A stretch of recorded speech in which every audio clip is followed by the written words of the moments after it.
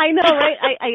I was heading for that button. You know what I'm saying? I'm like, oh Yeah, no, no, I hit the do it stop. too. It's like, where is it? It's behind this window. It's over there. Where did I leave it? Where did I go wrong? Well, anyway, welcome everybody to yet another awesome edition of Witches-britches. I'm Jenny, the nutty one, and I'm urging you guys to pick up your britches, grab your broom, and come fly with us tonight. To my left is definitely my fellow Witch Supreme, Miss Dorothy-holder. How you doing tonight, Dorothy?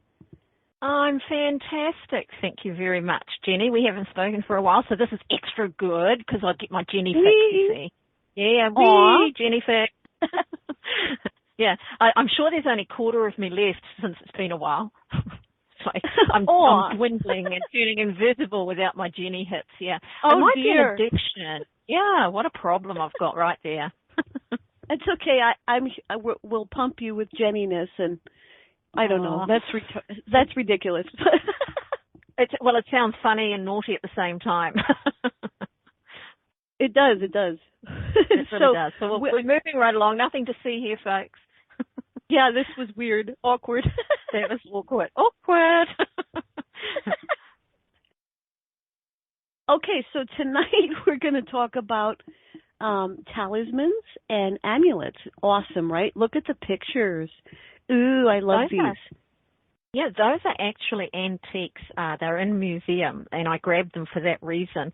If you look at the detail of this one on the left here, I probably should have done two separate pictures, but look at that.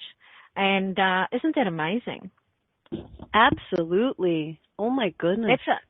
It's a leather bound, and you can see it's stitched all around. It's been cut and it's been stitched by hand, no doubt. The cord is plaited, or it's real cord. Everything's just handmade. I think this one's about 300 or 400 years old, by the way, if anybody's curious. Wow. Oh, I think so. Amazing. What is the woman or the man? What are they made of, and what is that gemstone? Do you know? No, it didn't say on it. It just said it was a Celtic origin and that it was found at a dig. And that was as much as I got out of it without becoming a subscriber for like $100 a year or something. But, the picture's amazing. Yeah. Well, actually, I don't mind. I subscribe to some things, but this isn't something I would visit regularly, So this is made of brass, though. The little man, I think it's a man inside, not a woman. And if you look at where this hand is, it's quite an interesting thing. So the hand is on the heart and on the hip, you see? On the heart and on the hip. Well, the heart looks like rose quartz, doesn't it? It looks like rose quartz almost. I wish I could have got a bigger picture of it, actually. It's hard for me to tell, I'm afraid. So we'll go with you on that it's possibly rose quartz. It's just an amazing thing. I just think it's beautiful. Just beautiful. And this other one is not as intricate, but this is more probably what you're looking at when we're thinking about medicine bags, the more traditional, what we're used to. Again, that's actually got stone inside it, and it's been filled up. You can see the handwork. This one's over 500 years old, by the way. Wow. It's designed to be worn, and I've got a little bit of information from this museum. It's just incredible, isn't it? Just an amazing thing. So that what's inside, they can't look at what's inside without ruining it. So they haven't done that. They have tried to X-ray it. Makes sense, right? But whatever the person has put in there is of complete importance to them in one way, shape, or form, and it empowers them. And that's the whole point, isn't it? When we're talking about amulets and talismans, the whole point of it is to empower something within you, or to carry something special that means something to you, whether it's a pebble or whether it's a bit of money or a jewel. It doesn't matter. It's not about the value as far as material things go. It's about the value. It's just sentiment. Yeah, exactly. The value of energy. It's an interesting thing. When I was reading the write-up from this museum, they were saying that actually nobody knows when there was such a thing as a first talisman, because they find traces of records of talismans and amulets right back to the very first of anything that we've got that you can read, look at, pictures on walls. It just goes back as far as we can trace our human records that there are amulets and talismans. So it's always held something very special to us. You know, we even went, if you go to more recent times, you know, putting a locket, a bit of hair in a locket, you know, that kind of thing. Right. Uh-huh. You know, that's really that same thing, isn't it? Carrying the energy of that person with you by having a bit of their hair. Sure. And you see that in spells as well, don't we? You know, where you use an item of another person's because it carries their energy. And psychometry, you know, my very favourite thing, psychometry for playing and having fun. You take an item that somebody else has owned and handled a lot for a long time or quite a while, and you pick up their energy. And this is so accurate. Did I ever tell you the story? Here we go. Did I ever tell you the story of a lady bought me a piece of jewellery just for fun, for me to read its psychometry. When I was learning, I would just, like, you could not get within 10 feet of me without me yanking your jewellery off your body and trying to read it, because I was just in full-on practice learn mode. And she bought me this necklace, and as I was playing with this necklace, I said, it's kind of interesting, because she was a little American woman, actually. And I was holding it, and I said, I'm seeing this Indian woman, and I'm seeing her sitting there, and she's very studious, she's very industrious. I can just see her at this table, and I can feel her energy all around this. I said, did you buy it second hand? And she looked at me and said, no, I bought it from an Indian woman yesterday. So that's the energy that's in it. None of her energy was in it yet. You know, she hadn't had it long enough. She hadn't won it. So all I picked up on was the woman who actually made it, or whether she read it. Kind of interesting. That's true. That is true. Yeah. And anything personal to us, just getting back with the talismans, you know, anything personal is definitely will do. It will do, you know, and you can, like you said, you know, if you use psychometry, you can definitely pick up at least an emotion, I think. If you're at the very first, you know, beginning of trying that out, you can at least pick up an emotion. But that just speaks volumes about what these things can do for us, you know, as far as, cool.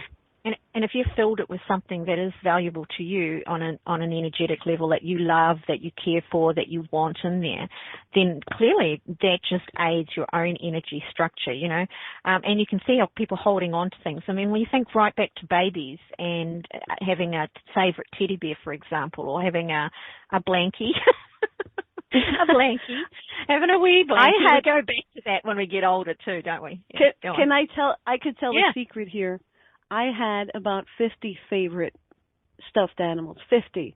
And I insisted on sleeping with every one of them with my arms around them every night as a kid. Yes. All 50. So I did not want to leave them out amongst all the toys, and you didn't want to leave it. Yeah, you didn't want any of them to turn into the revenge of what is that Toy Story, actually. That's what I'm thinking of. Oh, yeah. You don't want revenge of the toy. Actually, it's I wanted them to be protected and saved from the abyss that was the floor, you know? Yeah. And a person's smell, their energy, all of that stuff comes into play. I remember when my mum died, I didn't take anything that was hers except a dressing gown, which I wore. It was huge on me. It was absolutely enormous. But I wore this dressing gown for about 2 or 3 months, and I knew when I put it away and then I did get rid of it, it was because it had done its job, which was to make me feel close to her for a little while after she died. But the history of amulets and talismans, there's an archaeological journal, there is still, by the way, and a lot of these are written up by religious organizations and individuals, which has its minuses for obvious reasons because of the implication of interpretation, right? But this guy, his name's C.W. King. If you ever see his stuff anywhere, go have a read. He's very circumspect. He's very interesting to read. And he wrote in a journal about amulets. And here we go. I'm going to quote him direct, so I hope nobody minds, but it really does encapsulate what we're talking about here. The meaning of these two words is entirely distinct. And this is what Popeye wants to know, right? What's the difference? What's the difference between a talisman and an amulet, which is powerful to know. And we talk about energy as what you want to give something. But if it's brand new, like that lady's jewelry, it doesn't carry energy with it, right? So if you use the energy that's already there, the ages, the era, the eons, the thousands of years, the millennia of human energy and energy applied to these, and you take that and you use that, you're starting at the finish line. not at the very beginning. The meaning of these two words is entirely distinct, says C.W. King. The talisman being the conception in the Arabic tongue of the Greek meaning the influence of a planet or the zodiac upon the person born under the same. So, talisman, in other words, becomes something that's cyclic. Okay, so you use it to call in the moon or to use a particular month's energy, to empower the Leo within you if you wish to do that. And I'm not picking on any sun signs here or leaving anybody out, just the first one that came to mind because we're in that month, aren't we? So a talisman in olden times was always by its very nature a sigil, however you like to say that, or symbolic figure, whether engraved in stone or metal. So this is this one over here. That's exactly what that is. So that's an amulet, okay? Sorry, a talisman. Let me confuse you. So whether engraved in stone or metal or drawn upon parchment or paper, and it was worn both to procure love and to avert danger from its possessor. The latter purpose alone was the object of the amulet, its Latin signification being to do away with or baffle, its root being amelior. Pliny cites the word as the country folk name for the cyclamen, which ought to be planted in every human home, because where it is grown, poisonous drugs have no power to harm, on which account they call the flower amuletum. So that's where the amulet comes from. So amulet is never used to draw something to you, if we want that in simple terms. It is only used to push something away from you, for eviction spells or to protect, by holding things at bay. It's the sort of thing that you would hang around the house to keep witches away once upon a time. Okay, that's what an amulet is. Right. But a talisman can be used for either or. All right? Mm-hmm. That's the basic difference. The knowledge of the finer forces opening up to new powers to mankind, into which we are slowly coming in touch. Many people are prepared to admit that there may be some active power and a thought made concrete in the form of a talisman or amulet, which may be made for some specific purpose or for particular wear. Becoming the wearer a continual reminder of its purpose and undoubtedly strengthening him in his aims and desires.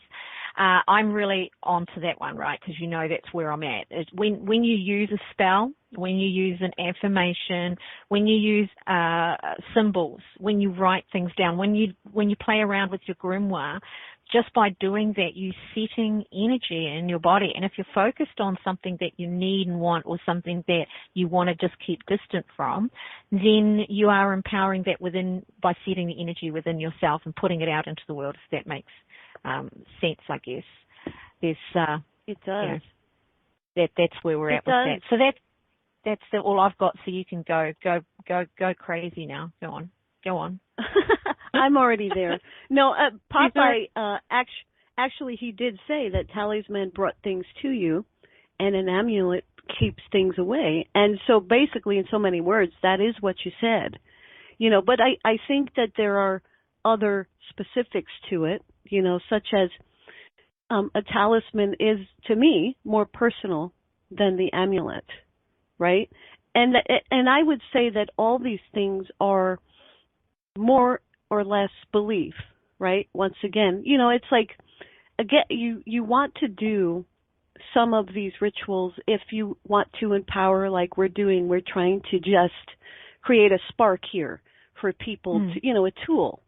But at the end of the day, you really want to feel it yourself, I guess is what I'm trying to say. If you're making a talisman, what does it mean to you? That's where I'm going. What does it mean to you? What are you trying to achieve? And so on. So that's my 2 cents. Yeah.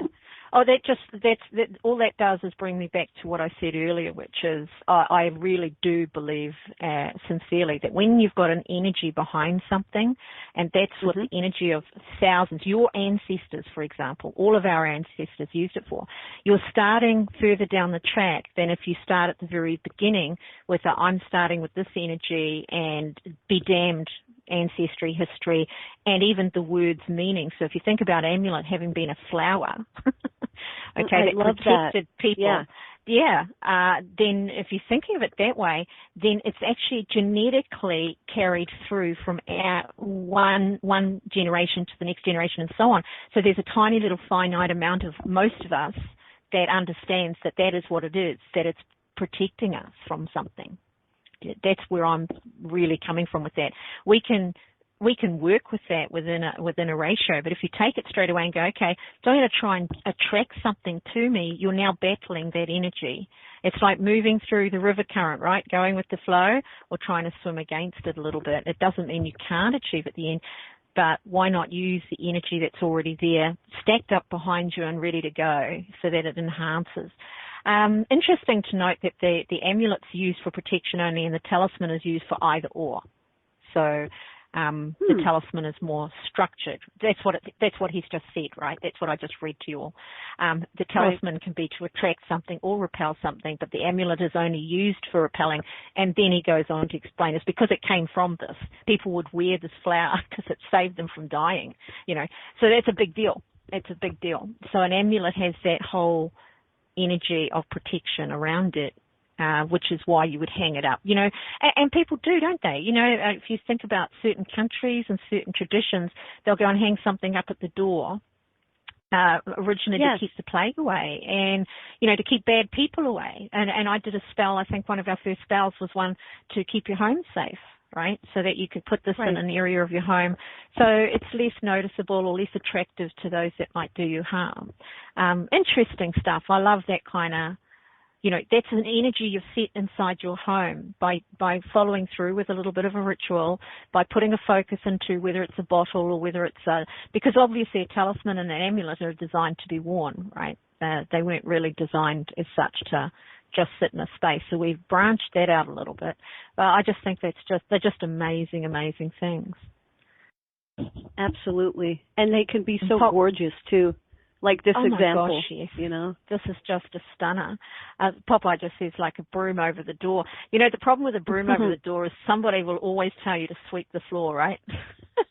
Yeah, and it may hit somebody too eventually. It might do. It might just drop down and clonk them on the head, right? Or maybe it was there so that you could just whack somebody if they were trying to come in and you didn't want them. You could just reach up, grab the broom. I couldn't because I'm too That's short, real protection. I'm just saying that's real protection right there, you know. That's right. The amulet broom, you know. It's kind of funny. And there's the thing. I think we use drugs that way, to be honest. I think people use drugs as a preventative when they've not really got much wrong with them, which makes them an amulet, doesn't it? And it goes back to that whole herbal style of, and that's what I mean, there's a little bit of this ancestry in all of us. There's a little bit in our genetic makeup that has a memory that a few thousand years ago, a few hundred years ago, these items were used in this way. And so we go looking for that. We continue that natural. I think it's very natural. You know, it's a natural ongoing theme. It's how we use it changes, not necessarily what it's for or where it comes from, if that makes any sense at all. It does. Very interesting. Interesting Food for stuff. thought, everybody. Yeah. Good old C.K. Wells. He's actually he's a reverend, and he's a known, what do you call it, expert on talismans, amulets, effigies. Mm-hmm. It was done, for example, if you wanted to get pregnant, you didn't just carry any old thing around. You carried a carved rock, which is kind of little, that was a woman who had a pregnant belly, basically, you know. That was a very common thing to do, or you placed that in your home somewhere, usually the bedroom, I would suspect, so that you could have fertility, because, of course, that was primary. We're all trying not to get pregnant these days, but back then they were all trying to get pregnant. So that's what I was thinking. I was like, I don't want that. No. No, I don't want that one. That one, we can put it out in the garden because it's really cute and sexy, and maybe the bunny rabbits can use that energy. But it's a truth, though, isn't it? You know, our whole direction has changed. So what you want isn't necessarily represented by some of the old artifact styles. But then there are people out there really struggling to create families, you know, and really dying to create families. And so for them, it would be something that they might like to use once or twice, but not 5 times. Right. Yeah. It's quite funny. But it is an interesting thing. And so we've got without the superstition, we've got actual things we can ward off that kind of stuff with, like we've got contraception, we've got ways, we've got protection, like security for our homes, that kind of thing. Whereas once upon a time, we had to rely on something that we perhaps, if I had, see this one here with a guy, and I bet it's quite heavy. You could throw that at somebody, right? I think so. Yeah, so there's always that added benefit. I did a little bit of a, when you do a little, what do you call it, a marathon, a TV marathon of Star Trek with the Voyager one with the lady, Captain Janeway. Binge. They call it a binge now. A binge. Yeah. and I had a wee binge watch of that with Chakotay in it. And I noticed that, of course, I'd never really watched it before, I don't think, because I'd noticed for the first time that they incorporated a lot of spiritual belief with Chakotay, which was his historical, and of course they twisted and changed it a bit.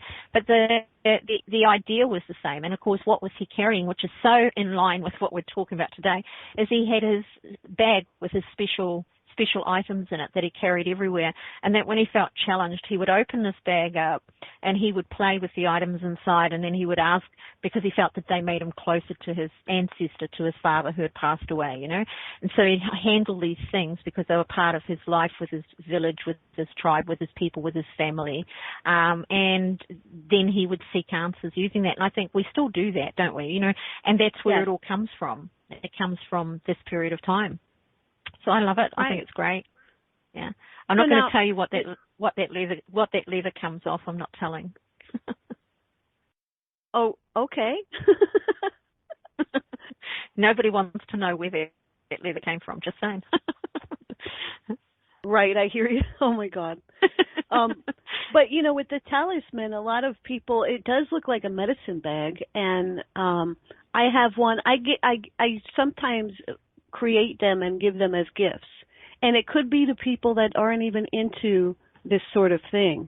But I do it, and they tend to really love it because there's a personalization. I pick some stones, I put it in the medicine bag, and they can wear it next to their heart, And nice. If you do that, it really does make a difference. So if you don't want to get too technical or too fancy, you can buy a medicine bag or something similar and find stones, pick stones, whatever you want to do, put them in there and put them, where you don't even have to show them, on the outside of your clothes. You could put them underneath and see how that makes you feel.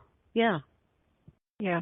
Well, we've got the Māori have a tradition with Pouanamu, which is New Zealand greenstone, which is also called jade, but it's a nephrite jade, which is only found here in the world. And their tradition is, of course, that you never get it for yourself. It must always be given. And the intention with which it's given determines the energy that it carries. And it's the same with bone carvings. Manaya, evidence of the gods, if you like, carved into bone. It used to be whale bone, but not so much these days. And so when somebody gives you that, they're giving you the gift of the gods, literally. And so when you're wearing that not just because it's representative of a god, because somebody else made it, not necessarily the person that gave it to you, but the person that gave it to you with love and caring and wanting the best for you. So that's the energy you're carrying every time you wear these items. Yes, that is the point, isn't it? How beautiful. It is the point. Very nice indeed. We've got the moon. Shall we move on to the moon? Oh, yes, la luna, la bella luna. Sorry. La Luna. Yeah, Popeye, we'll just see what he's just said here. He made a bag for protection and carried it for 2 years. I've had to change jobs without it. Eventually I had to retire early, but the bag certainly served its function. Yeah, I think that too, by the way. That's a really valid point, is that, when you do create a talisman or an amulet for yourself, there's a time you just don't need it anymore, You get past whatever that was, right? Yeah. And also that's a time when, like for me, sometimes I love to buy stones. I would say weekly or biweekly, and I keep them and I use them, but eventually I give them away, and I think it's meant to be that way. It's just, you get a feeling, like I had a friend, they were having an issue, with drinking, and I had this beautiful big amethyst and I gave it to them because it was Did you time. cry? I'm just kidding. No. I'm just kidding. Did you cry? I cried. Do you ever do that? Because I've done this. I've given somebody something that I've really enjoyed and really liked, and then I've given it to them for the same reason. You see that they need it, or it's an impulse for that, and that's probably generated by that feeling that they need it and you don't. And then afterwards I've gone, oh. You're right. They are like our children after a while. They're just there. Grieving. Like little a moment of grieving. Yeah, a moment of grieving. Aww. Not regretting giving it to them, but a moment of grieving that it's gone. You know, it's like a little wee loss. I actually do that with my paintings as well. I actually paint a painting, and if it's a commission, I don't like giving it up too quickly. I like to sit with it for a while, and then when it goes, I feel this little loss for a wee while. It's silly, isn't it? Well, now, see, it's just silly. No. Anything you create, in my opinion, you're putting your energy in there anyway, you know, sure. And so I would say be mindful of that. Like you love your painting. I know you're very passionate about it. I know you put good stuff in it, but it's important that when we create stuff and let's say we do give it away, that we don't have crappy energy at the moment. Right? Like when we're making something. Take that, you horrible man. Yeah, go on, put that on your wall. It will affect you for the rest of your life. Yeah. Those eyes will follow you around the room. No, I don't feel bad when I give them to people. It's afterwards. It's that like there's a little wee hole. Like, and it's the word is grief actually. It's not resentment or wishing I had it. I did. It's grief. I didn't mean you. No, I'm just saying as an aside, you know. Yeah. No. That's okay, but I was just actually breaking that down for myself, really, out loud. Making sure I really was in the right space, not cursing the ground they work on. Right. Well, sometimes, like, I can imagine, you know, I don't do paintings, but if you're commissioned to do anything and you're under that pressure, you know, then, you want to be careful with that, energy. Too. It is sure. Too. When I paint something I love painting, it always goes just so easily. You know, it's just like donk da donk da donk da donk da donk till I get to the end. When I'm painting something I don't love painting so much, it feels like hard work, and I know that the painting looks like that to me at the end of it. It looks like it's been worked on rather than it's been created. Yeah. Gotcha. No, I totally get it. Yeah.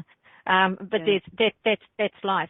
So we've got the moon in July, but really it's going to be the moon in August, and I've got the new post up there, so I'll pop that here, but I'll read out. I did forget to change that, that's all, because it's the end of the month. There's no point really, and I put the moon in July up when we missed our last show so everybody could access it. So we're talking about the moon in August, and August itself is a fantastic energy. The word August, I haven't got the goddess in here because there's not really a goddess that applies to August specifically. You can match a few to it, but when you start hunting around, you'll find that they can plonk just about any goddess into here.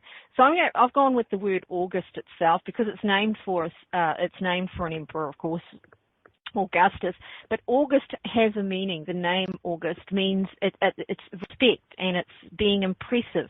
So that's a wonderful energy to employ. It's ruled, and this month is ruled by a kind of wavering moon. You know, it's sort of all over the place energetically. A lot of people run around in August going, oh, the world is weird, or they run around going, I'm sure something's going to happen, and you'll hear this sort of dichometric speech coming from people as they're sort of all over the place a little bit because this is big energy. It's big energy in little spaces. I love that song.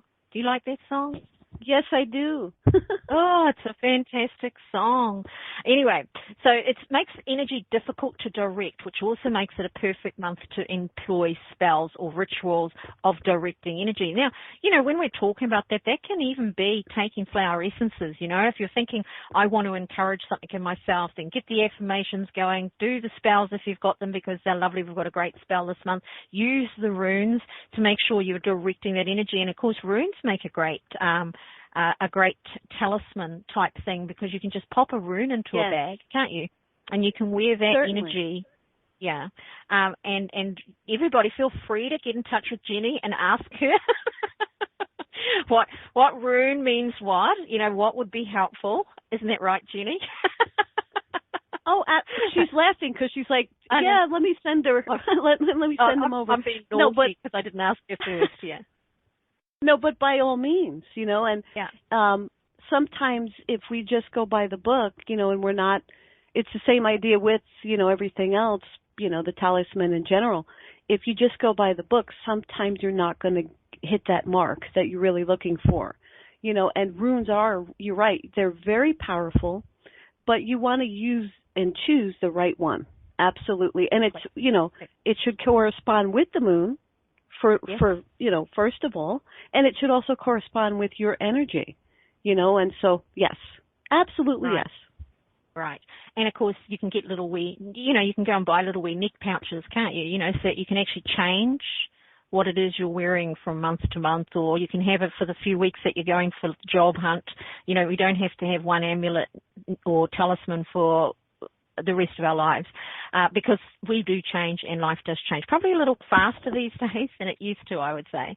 I would agree. Yeah. Definitely faster. So ruling by this moon, I did make a little joke with myself in this blog, and I was impacted by it, so I'm going to make you all suffer the listening to that. It's only a few seconds. It's a good, important time for spell casting, and then I've had a moment of realization and epiphany. There's only an R, the letter R, between the word important and impotent, by the way, impotent. So a really fascinating little moment. Wow. Don't you love it when you just spot something like that? It was like an epiphany. Oh, look at that. There's just that one hour. We take it out. Yeah, all the time. Yeah. So in other words, there's a fine line between the two. Yep. There is. Well, that's everything, isn't it? There's that love and hate thing, important, impotent, to have the power to not. So with the energy of Leo and Virgo, I mean, let's face it, they're two big energy sun signs. It's likely that you're going to find that your ego can be harder to manage. You don't have to be a Leo for this energy to impact you, and this is what we need to understand. But if you've got a Leo rising sign, or Leo's around you, or Virgo's around you, you're looking for exaggeration, all of these things. So when there's promise in the air, that's when we sometimes feel like, oh, we're expectant, something could happen.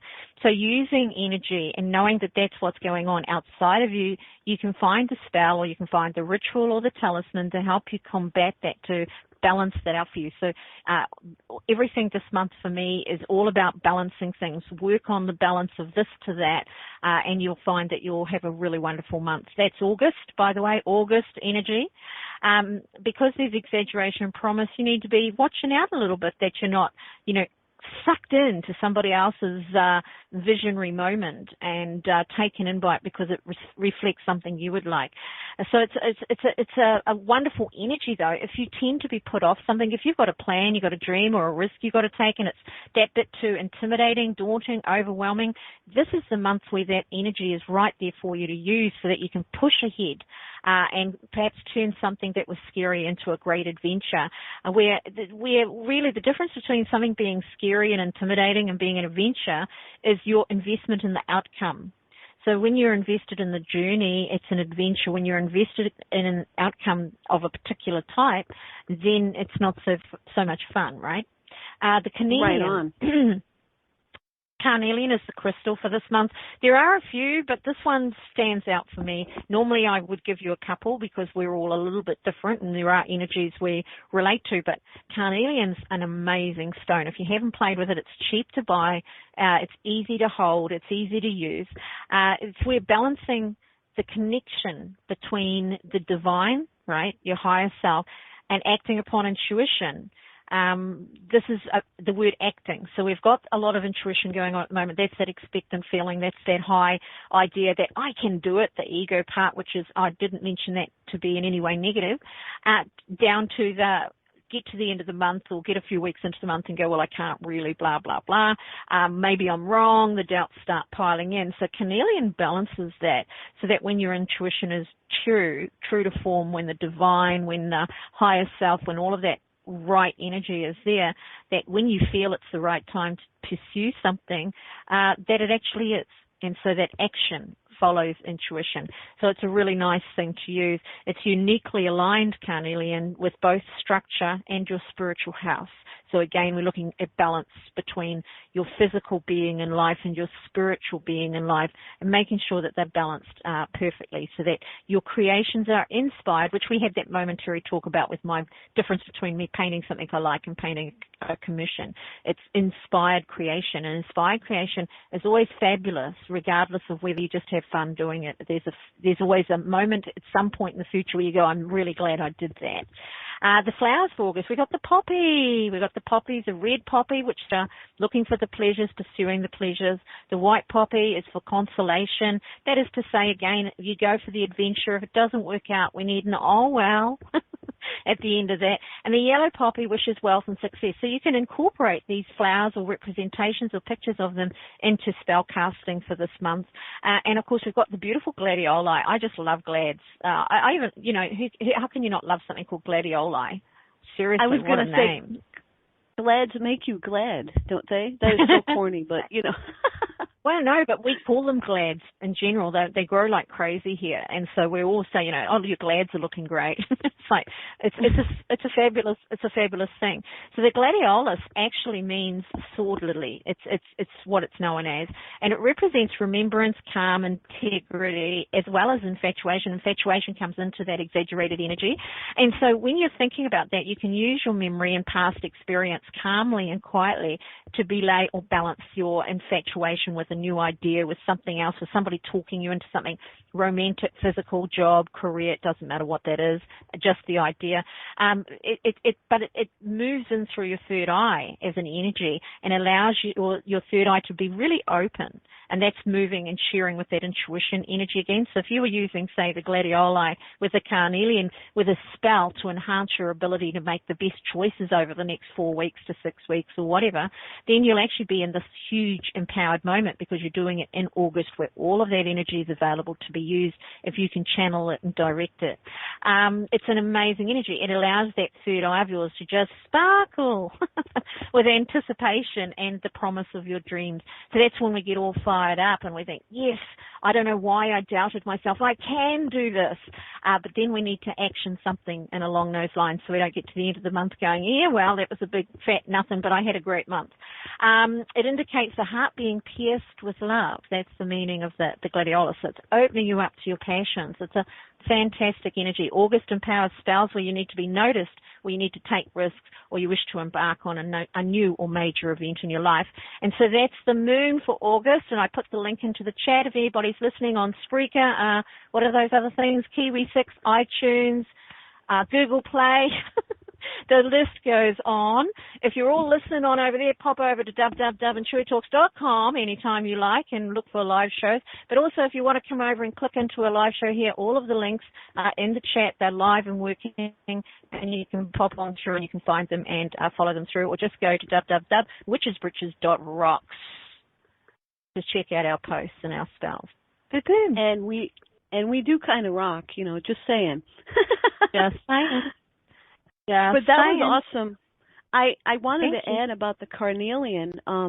It's also good, if you are going through any stress or whatever, it helps with the tummy, just as an aside. It's really good for digestion and whatnot. So if August turns into something that's a little more stressful than you want, go for that carnelian too. Yep. Excellent. And yes, there are broader ranges of uses for carnelians and the stones in general. And of course, we have an affinity, and that's why normally I like to put a couple of stones there because, some people just don't click to certain crystals, right, and yeah. That's why I like to have a couple in there.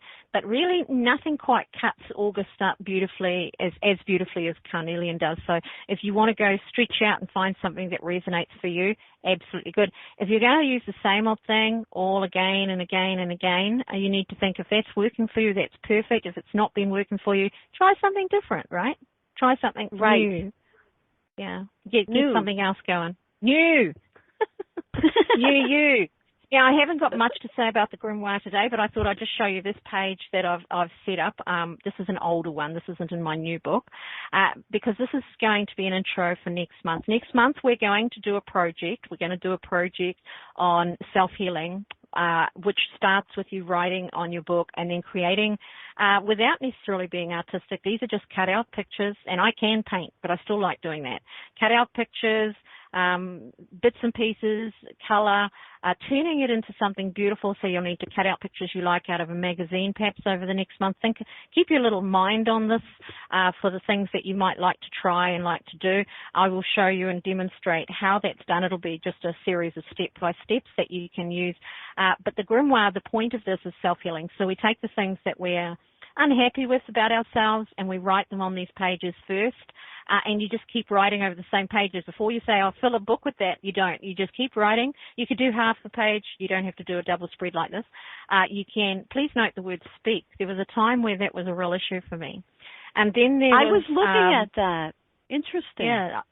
I was so shy at one point in my life that I would go into my room if anybody came to visit our house. Anybody. Wow. It was a phenomenon. I was like that for years and years and years. I was like it all through school. I didn't speak to anybody hardly. As much as I'm easy speaking now, I would spend on average the majority of most of my days, if you know what my pursuits are, writing books, painting, outside of the shows, and of course whacking a few things through into Facebook. I don't actually talk a lot to people during the day. And I laugh when it's been too long, you know, when it's been like a whole day and a bit and I haven't talked to anybody. As soon as I do, I'm just like out of the gates, kaboom, firing.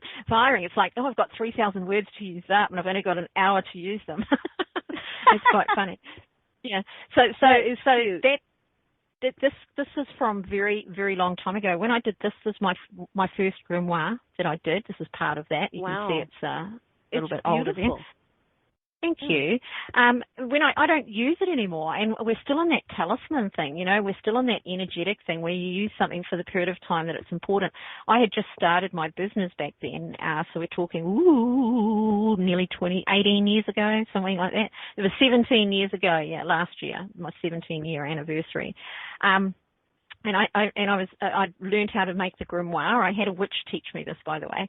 And so we went through that whole process. And as it was there, I was really found it difficult to do readings because I hadn't had to talk a lot in my life. So before that, basically, I'd been opened up a fair bit by working as a barmaid. That made a huge difference. That meant I could talk to people. But if even I had to ring somebody up, it could take me days to do it. And it wasn't, didn't get a sense that I was anxious. I just didn't want to talk to them. So it was kind of, that's Taurus for you though, right? And so it was kind of like this interesting energy that I'd started this business that required me to talk to people one-on-one. And then it was required that I talk to them about information I was getting from essentially nowhere. It was quite a big ask. Right, yeah. So that's a big move. Yeah. It's a big move. And I would sit there. Readings were a lot less fluent, you know. I would sit there with my eyes closed and I'd let information come in. It was very slow, very painful. And then I would say a few things and I'd always feel frustrated at the end that I hadn't given them enough. I really did. I'd feel that frustrated. And so that became part of my grimoire, was that I needed to learn how to speak, not talk. I knew how to talk. I needed to learn how to speak. And so, see the voices, that's voices, right? So I was listening to voices in my head and then hearing voices from another person that was in the energy, which I didn't understand completely way back then. See the rib cage there? I was a smoker. Yeah. Oh. I wasn't smoking when I did this, but I went through a period about 5 or 6 years after I gave up smoking, or 3 years after I gave up smoking, I went through this period of having a really hacking cough. And I thought, that's it, our chips are done. 3 years afterwards. That's and that I knew it was tar shifting out of my lungs, yeah? Right. It doesn't happen in a minute. This is just very interesting. So this is a good example because you did this 17 years ago, or is that what you said? Years, yeah, 18, probably, 17, yeah. And I would guarantee that most, if not at least part, was because you made this grimoire for yourself, that all these things changed. You know, that's the point of the grimoire and other things like it that we discuss here. It's to say, you know, you put it out there into the universe, however way you want to, but this is the best way, in my opinion, how personal, you know, and also artistic and creative and then it starts to ignite that change. It doesn't mean you don't have to do anything, right? But No. it really, I think it really starts that spark. This is awesome. I appreciate you sharing that with us. You're very welcome. You know, I've never been one to hide my stuff, right? So this up in here even, and I haven't. It's like warts and all. See, I wanted my lungs to heal. It's that simple, you know. There's little bits of writing in here that you can't quite see. So we've got the voices. What conversation are we having? Because I was really confused by the information I was receiving a lot of the time. I was pretty confused. Who is talking and who listens? It was a pretty powerful time for me. You Wow. see, it's all quite messy stuff. You know, there's nothing super pretty about it. You know, there you go. Look I up think close. It's beautiful, though. I think it is. Beautiful. I love it. I have no issues. I'm not saying it's ugly. What I'm trying to say really is that anybody can do it. You know, you don't need to be an artist to do it. Is what I'm trying to impress. You Bingo. know, they just there cut out pictures, you know, and writing. And I like the effect. You know, I like the whole effect. Stuff stuck on the page, all of that sort of thing. And colour, which is just basically sprayed on. And used fingers, pushed on. So anyway, next month I'm going to show you how to do this.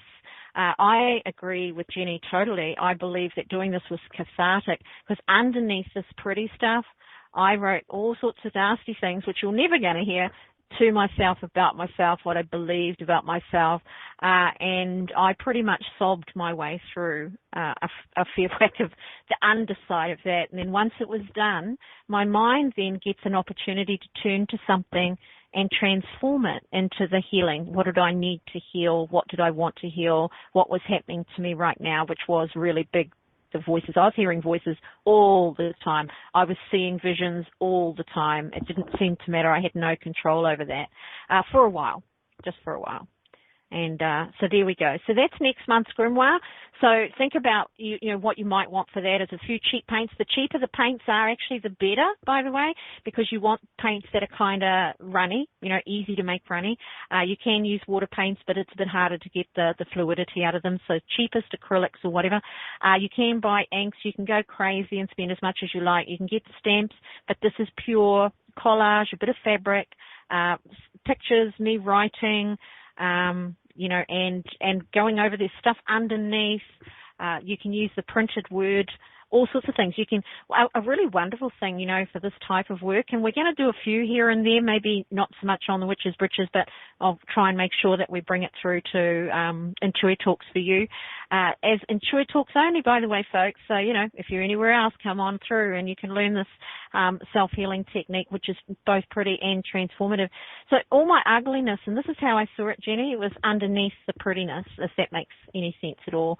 Not covered over by it so that I'm hiding it, but this is, I'm done with this. You know, this is the bad bit over here. Well, I can feel more happy by, this is the lady with the lungs and the rib cage, you know. This is my healing. I might have done that to myself before, but now I'm healing it. And I might not understand this, but this is what's going on in my life. And if I'm going to hear voices, I need to speak. And it became like that. So it becomes like the structure doesn't have to be beautiful to create something lovely, you know. What's underneath isn't necessarily what you're hiding from others.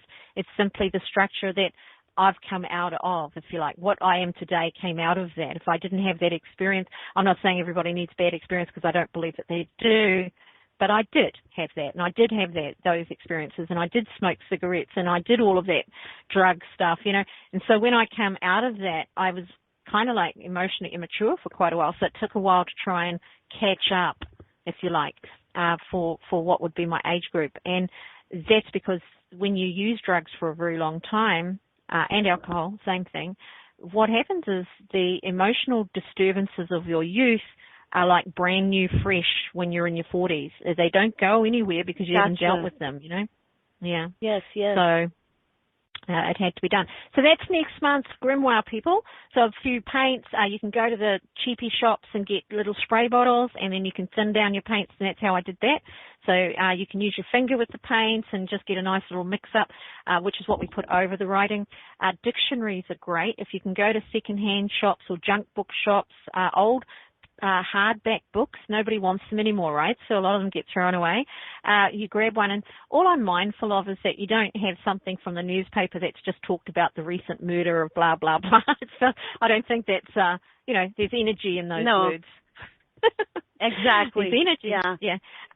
Dictionaries are good because you can go and find words like grateful, and you can, and there's a meaning with it. You can get a whole column. It's entirely up to you. But you find a book. Poetry's great. I know where you can buy poetry books, and nobody wants them, so you go and get them for 50 cents each, and then you just rip the bits out. You can choose those bits, or you can just know that that's a poem about love and friendship or whatever, and then you cover over that so that everything becomes a part of this layered up healing session is the best way I've got to put it, that each layer has something in it that you like or don't like until you end up with this one thing that as a cohesive, it's like, yeah, that's exactly where I'm at, that's exactly right, and I need to put that stuff behind me. I need to use it as structure to step off into the world rather than having it as like this bit inside me that I don't like, Right. Oh, my God. I'm so excited about that. Dorothy, this is awesome. I don't know if you realize, I hope people get in on this and really, get some supplies. You don't have to get many, what Dorothy said will do, and just try. I'm going to try for sure. It's just, you never know what's going to come out of it, and if nothing does, well, then you didn't lose anything, right? That's true. You had a bit of fun. It's cathartic. There's no other word for it. I've done this with students, by the way. I've done this many times since with students. And, you just see them brightening almost immediately after they've completed it. Most of them prefer not to do it in a book because then they can hang it on their wall. But we're going to go through a process. I think I started to talk to you about that, where we're going to do a process of not just this is the initial raw stage, but I'll show a few different ways to do artworks that essentially about inspiration, about growth, about your higher self, listening to your heart, how to hear your heart. So again, by applying energy and time to it, that took me about 4 or 5 hours over about 3 or 4 days. So I didn't spend, all day on it, but you can. In between, things have to dry. So I just sat there in the evening and did the first bit. Once I did my writing, I couldn't do anything after that. I was a bit of an emotional mishmash, so it had to sit for 2 days once I'd written all of my nasty stuff down. And then when I put my first layers on, that's when it started to really I'm really starting to enjoy this now, and it started to come together. And then when I finished, I felt like I was in a really good place. And you're going through that as the picture's going through it, which is really nice. Totally awesome. I cannot wait. So this is going to be next month that we're going to next month learn more? Witches-britches. Yeah. The Grimoire. I'll have the actual step-by-step and the ingredients, everything that you need for it, for this particular project, which is a self-healing project, releasing negativity, basically. So there we go. So that's what we're doing there. And now it's your turn. Oh, okay. And I'm just acknowledging Corrine said that she's been doing these since she was a teen. Nice. That's awesome. That is really awesome. Well, see, I think, for me, 20 years since I started doing the Grimoire, really. Yeah, 18 years, yeah. I keep going there, don't I? 18 years, I think it was, when I first did my Grimoire. Interesting. Yeah. I'm just saying, that's interesting. But, all right, we'll go to Rune of the Month. Oh, you got the wrong one. Oops, that was last month, but that's okay. Oh, I didn't change that it. Was, yeah, that was June. We're funny. That was June. So this month's rune, July's rune, was Fehu, right? And so I never draw a rune of the month until it's actually that month, and that's just the way I am. I realize we're at the end of the month, but there's still something to be had for, this month. We're not done yet. We've got a couple of days. So with that being said, I just want to go, oh my God, guys, what a month, right? For a lot of things, we saw a lot. So, yeah, Fehu was in full effect this month. Generally, she has this quiet behind-the-scenes demeanor, But what happened is it was sort of overshadowed by her other side, which is the side that wants things to change. and it's really regarding everything and everyone. And as I mentioned in my blog post at the beginning of the month, Fei Hu was working with the universe, asking to make way for lots of growth and lots of change. And I just want to stop there because the thing is, we had a lot going on this month in terms of, and I don't want to get, dark or anything, but I don't want to ignore the elephant in the room. There was a lot of shootings and things like that going on, and it was pretty hairy. And when I pulled Fei Hu, I was a little bit confused at first myself, but I allowed for the message to come. That's what you want to do, right? You want to get out of your head and into your heart, because when your mind is going to go logically, oh, wait a minute, there's so much, badness, for lack of a better word, going on out there. But get away from that in your mind and just go in your heart, and that's what I did here. So I'm just going to continue. What these changes were about are both really, guys, a matter of perception in terms of what you feel is good or bad. Okay? Now, I'm not saying that, like, the shootings were good. There's no way we could say that. But how we felt, how we feel about things is generally what you want to go away from. You don't, like Dorothy was saying earlier, there's a level of attachment to everything that we have emotionally. When things happen, we have an emotional response which creates that attachment to things. And when we do that, when we're really emotionally invested in all that's going on outside in the world, it's going to hinder us, and in turn hinder others around us, if that makes sense. All right. So, this was a nationwide thing. We, and I don't mind saying personally that, I don't think any of this was good. But energetically speaking, where there's a buildup, particularly, the negative kind, there is also eventual disbursement, things breaking apart only to be brought back together again in another shape or form. This is where the Fei Hu is working, okay? This is what we're talking about here.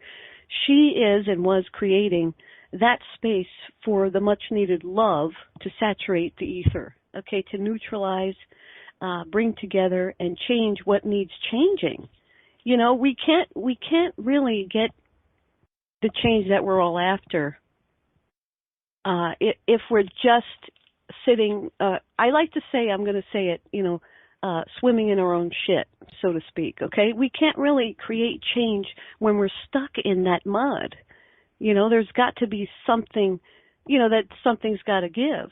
It's entirely up to us how we change things and what that change is, not all change is good nor bad. Okay, and so in these last few days of the month, we have the ability to reflect on what we've seen and what we've done to either add or subtract to that love frequency. It's out there, guys. The love frequency is really a real thing, in my opinion. And if you connect to that rather than, the opposite of the love, which is fear, it's a much easier thing. It's much easier place for you. Really, I feel it's all contagious. When you are working in love instead of fear, the people around you will feel that too. If you want to create this motion of better times, you can't just sit there and spin. Okay? So if we found love in all things and gave that love our hearts, and perhaps pockets may be filled by the end of this energy stream. But if we gave way to the intensity, perhaps negativity around us, we may have or will experience the opposite. You see? So it's basic action or energy and consequence. So as Fei Hu, although it's the luckiest of all runes, it does not hand things out. Okay? It's not a handout, but rather ways to make things possible with what you've created based on personal energy as well as collective. There's still time to harness this, so go for it, guys. And that's this month's room. The end. Fantastic as always. It's not lost on me that it does look like an F for fate, for fun. Yes, and actually there's two that look like the F, and one, as you can see, is the face who has the stick at the top, and the other one is just the F with sort of a slant. You know what I mean? So, yes. Okay.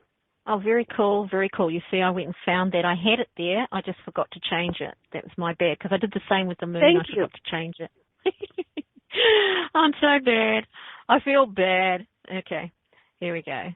So as we move on, look at us right there. We move on, and the magic circle. Look at this month's magic circle. And we want to give some thanks to Corrine, who gave me permission to use. That's an actual photo of a purple plate as the background of this. So it carries that energy of that purple plate, which I really, really like, as anybody that knows me knows, pretty much. We'll have a close-up look at this. We've got a yin and yang on a sphere. So I'll just go through the power circle and why I've created it the way that I have, which is, I suppose, fairly important. I've got a link. Hang on, I'll just go grab it. There we go. There's the link for the post on our witches-britches.rocks website. We've got, it won't let me copy.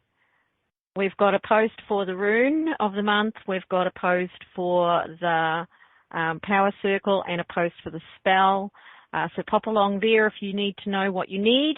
And of course, I won't be going through all the ingredients for the spell and so on and this, but this just turns me on. So we've got the purple plate, and you may or may not just be able to see the grain of it in there. It's the beautiful purple plate with lovely energy. With that, I have only got to thank Corrine for saying, yes, that's cool. Don't worry about a thing. We're all good with that. Very nice. And very nice. It looks beautiful. It looks better. If it didn't have the plate behind it, I don't think it would look as cool. It just pops. But then, don't forget we're supercharging with the purple plate. So awesome. That's right. Actually, I think I might have given the wrong link there, so I hate myself already. Oh no, it's right. Yeah, sorry, because it goes to our posts and then it goes to the post, so I didn't do it wrong at all. It was just that moment, when you look and you think, oh, what did I do then? Now, the idea of this power circle is it's a polarity balancing power circle, with bearing in mind that it is August energy that we're looking at. The point of that is to balance your energy so that you get the best out of yourself. Now, I've got the female and I've got the male symbol there, and I've also got the two interlinked down here, because I think polarity balancing is misunderstood a fair bit. A lot of times people think it's just about the north, the south, the east, the west, the top, the bottom, the feminine, the masculine, but actually it's about integrating. So to integrate those energies is what's important if you want to have balance. And that's the same if you've had a bad experience in your past. It's not just putting it behind you, but it's integrating the understanding of that experience. So cheaply put, you hear a lot of terminology like, learn from that experience, learn from it. Well, while you do need to learn from it, that's not why you had that experience. And unfortunately, you just have to take what you got from that. You may learn that you've got strengths that you didn't know you had. You may learn that you've got resilience. You may learn that your body can heal completely from a bad experience. You may learn that you can grow regardless of what your parental instructions were. So balancing is polarity balancing is always about integration. It's not about being sort of like a spinning top, if you like, that's being slung around between all of these different power points around ourselves in our environment as well. So not just balancing. At the bottom, I've got them interlocked, interconnected. There's an understanding that we are all of these things, not just one or the other at different times. We are all of these things all the time. And then we lean towards one or the other when we need to focus that energy forward. So it's an amazing thing. The directional center is ruled by ancient symbology. That's the ruby in the middle as well. The symbology is of the sun directing out, but it's directionalized sun. And the life force is what the ruby represents. So the very life force that we are, the very matrix of creation is at the very center of this power circle. So when you use this for a spell, that's what you're employing. The background, of course, is the purple plate, and it's carrying the energy of releasing negative energy in favor of stabilizing your electromagnetic field. And this is a huge, big deal. You know, even in general energy therapy, and I said to Corinne a long time ago, I was doing purple plate meditation years ago. I didn't even know there was such a thing as a real purple plate. So probably about 30, 25 years ago, I was doing a purple plate before computers, you know, before all of that. So I was doing these meditations because we were taught them. I was taught by my spiritual teachers at the time to do these meditations. They were always amazing, these purple plates. And they always just pick things out, and you felt lifted, you felt enlivened, you felt lighter. So that's the energy you're employing using this. Now, if you have a look at the inside there, this inside part right in the middle there, that's symbology of all the planets and the sun signs. And then, of course, that allows you flexibility. You know, you're not just a Leo or a Virgo or a Capricorn. You're not that. What that is a part of what everybody is at different times. We use energy. We have it visiting our house. If you've ever had a birth chart done, you know that this sun sign and these planets visit your house and influence your beliefs, your behavior, your responses and your perception for a time. They don't cause them, but they do influence. So if you're already coming from a bad place, the influence mightn't be so much fun. But if you're coming from a really good place, it could still challenge you. Do you follow? So you're looking at this as what to me polarity balancing is. It's that ability to stretch out and be Leo when you need to be hospitable, to stretch out and be Virgo when you need to be discerning and when you need to look at things carefully and not overstep the mark without really checking out what's going on. Where you need to be Taurus so that you can take care of yourself and look after yourself and spend a moment not feeling guilty about that. So where you can be the Capricorn, where that moment where you need to nurture others comes to the fore, as Capricorn is the mother of all houses, right? And so on and so on. I could go through all of them. And what we're looking at there is that we need that energy to be available to us at the right time, at the right moment. And when we allow that energy to influence positively and work with it, then in actual fact we are more than the sum total of ourselves. So that is working with something beyond yourself. And that is also in alignment with the August energy, which is that impressiveness, that going large, that largesse. We want to be able to mobilize those traits and character strengths that are within us. They're all within you. Every single sun sign you can look through and you can see traits, good and bad, that are in you. Some you don't use so often. So if you know that that's the trait you need right now, bring it on, baby, and start using it. They can offset weaknesses as well. If you have a cyclic tendency that doesn't serve you, for example, say the hubby comes home 10 minutes late and your habit over the last 20 years has been, where have you been? And then he gets on his wick and you get on your wick. Next thing you're not talking to each other and 3 days goes by and you're having strained relations. If that's a cycle, then you can look to something like this to change that cycle. What is it that I need to be in there? Or maybe I need to be more compassionate. Maybe I need to be more forgiving. Maybe I need to treat this like it just happened today instead of treating it the way it's happened for the last 20 years. Interesting stuff. The yin and yang symbol we all know is a balancing symbol, but it's more than that. On a sphere, it denotes completeness, not just balancing of two opposing parts that fit snugly together, allowing that all aspects that are necessary for you to be you are present. Okay? Yay! As a spell, this altar power circle will enhance your personal strengths and reveal those areas that cause imbalance. That can be a cringy moment, you know, when you use this, something like this, and you do the spell for the month or whatever, or any spell, because of course you can use these to work with any spell. You go to where they are, you print them off, laminate them, pop them in the drawer. What have we got now? We've got 3. Is this the third or the fourth one? We've got 4 or 3? I think it's 3. I think it's 3. So you go along to www.witches-britches.rocks and you go to our posts and you'll see all the information, everything you need for the spells, the power circles, the runes, everything's there in post form. Go along to the group if you want to leave us a message, if you want to say, hey, I'm trying to do this, I'm not sure what to do, and just at Dorothy or at Jenny, and one of us will pile on in and answer your question or help you out there. If it's runes, definitely go to Jenny. I know nothing. As a spell cast, but it's true. And I'm happy for it to be true, by the way, you know. Very happy for it to be true. Well, I have nothing else to say then. No, I'm just kidding. I have to know something, right? That's not even close to it. What I mean is I'm happy to learn that, you see, because Jenny sent me a lovely set of runes, symbols. So every time she does a rune thing, I'm like, avid listener, I've actually take a few notes and have that plugging around my head, not because it's got to be exact, but it's so I can actually use them. So I can actually use them. So I really like that. I love that. And I love learning anyway, so it's always a great thing. There's what you're looking for here is those understandings of those things that cause imbalance, whether they're within your body, relationships, or the inequity between dreams, goals, and desires. Sometimes, the things that we want for ourselves, we're not capable of giving to ourselves just yet. Doesn't mean we can't be, but if you need to go and learn something, there's really no point. It's an imbalance if your whole desirable mentality, your dreams, your goals, the things that play around in your mind require you to do something you have no intention of doing. And that leaves you to not satisfying your needs, not satisfying your dreams, and not meeting your goals. And you lose confidence in yourself when you do that. So it's looking at that and using this kind of a power circle at the base of your symbols and focusing on the energy for a wee while to get something. You will actually see what it is you're doing to either stop yourself from getting it or what you're not doing and what you need to do. And the combination of those two puts you in the center of your own power and the center of power for your life, which is, to me, the ultimate goal for anybody in any moment, is to be the center of power in your life. Focus on what you want using this and create a spell, and let the energy guide you to the right actions, transformations, or others if you need, so that the outer world reflects your inner being. And that's our power circle for the month. Ooh, fabulous. Oh my gosh, I loved so much of what you said, but I'm like, well, which one do I pick now? Just the idea of having, a lot of us don't do that. We don't put the power in us. We look outside of ourselves for that. And it's so important to see that we have the power, like He-Man.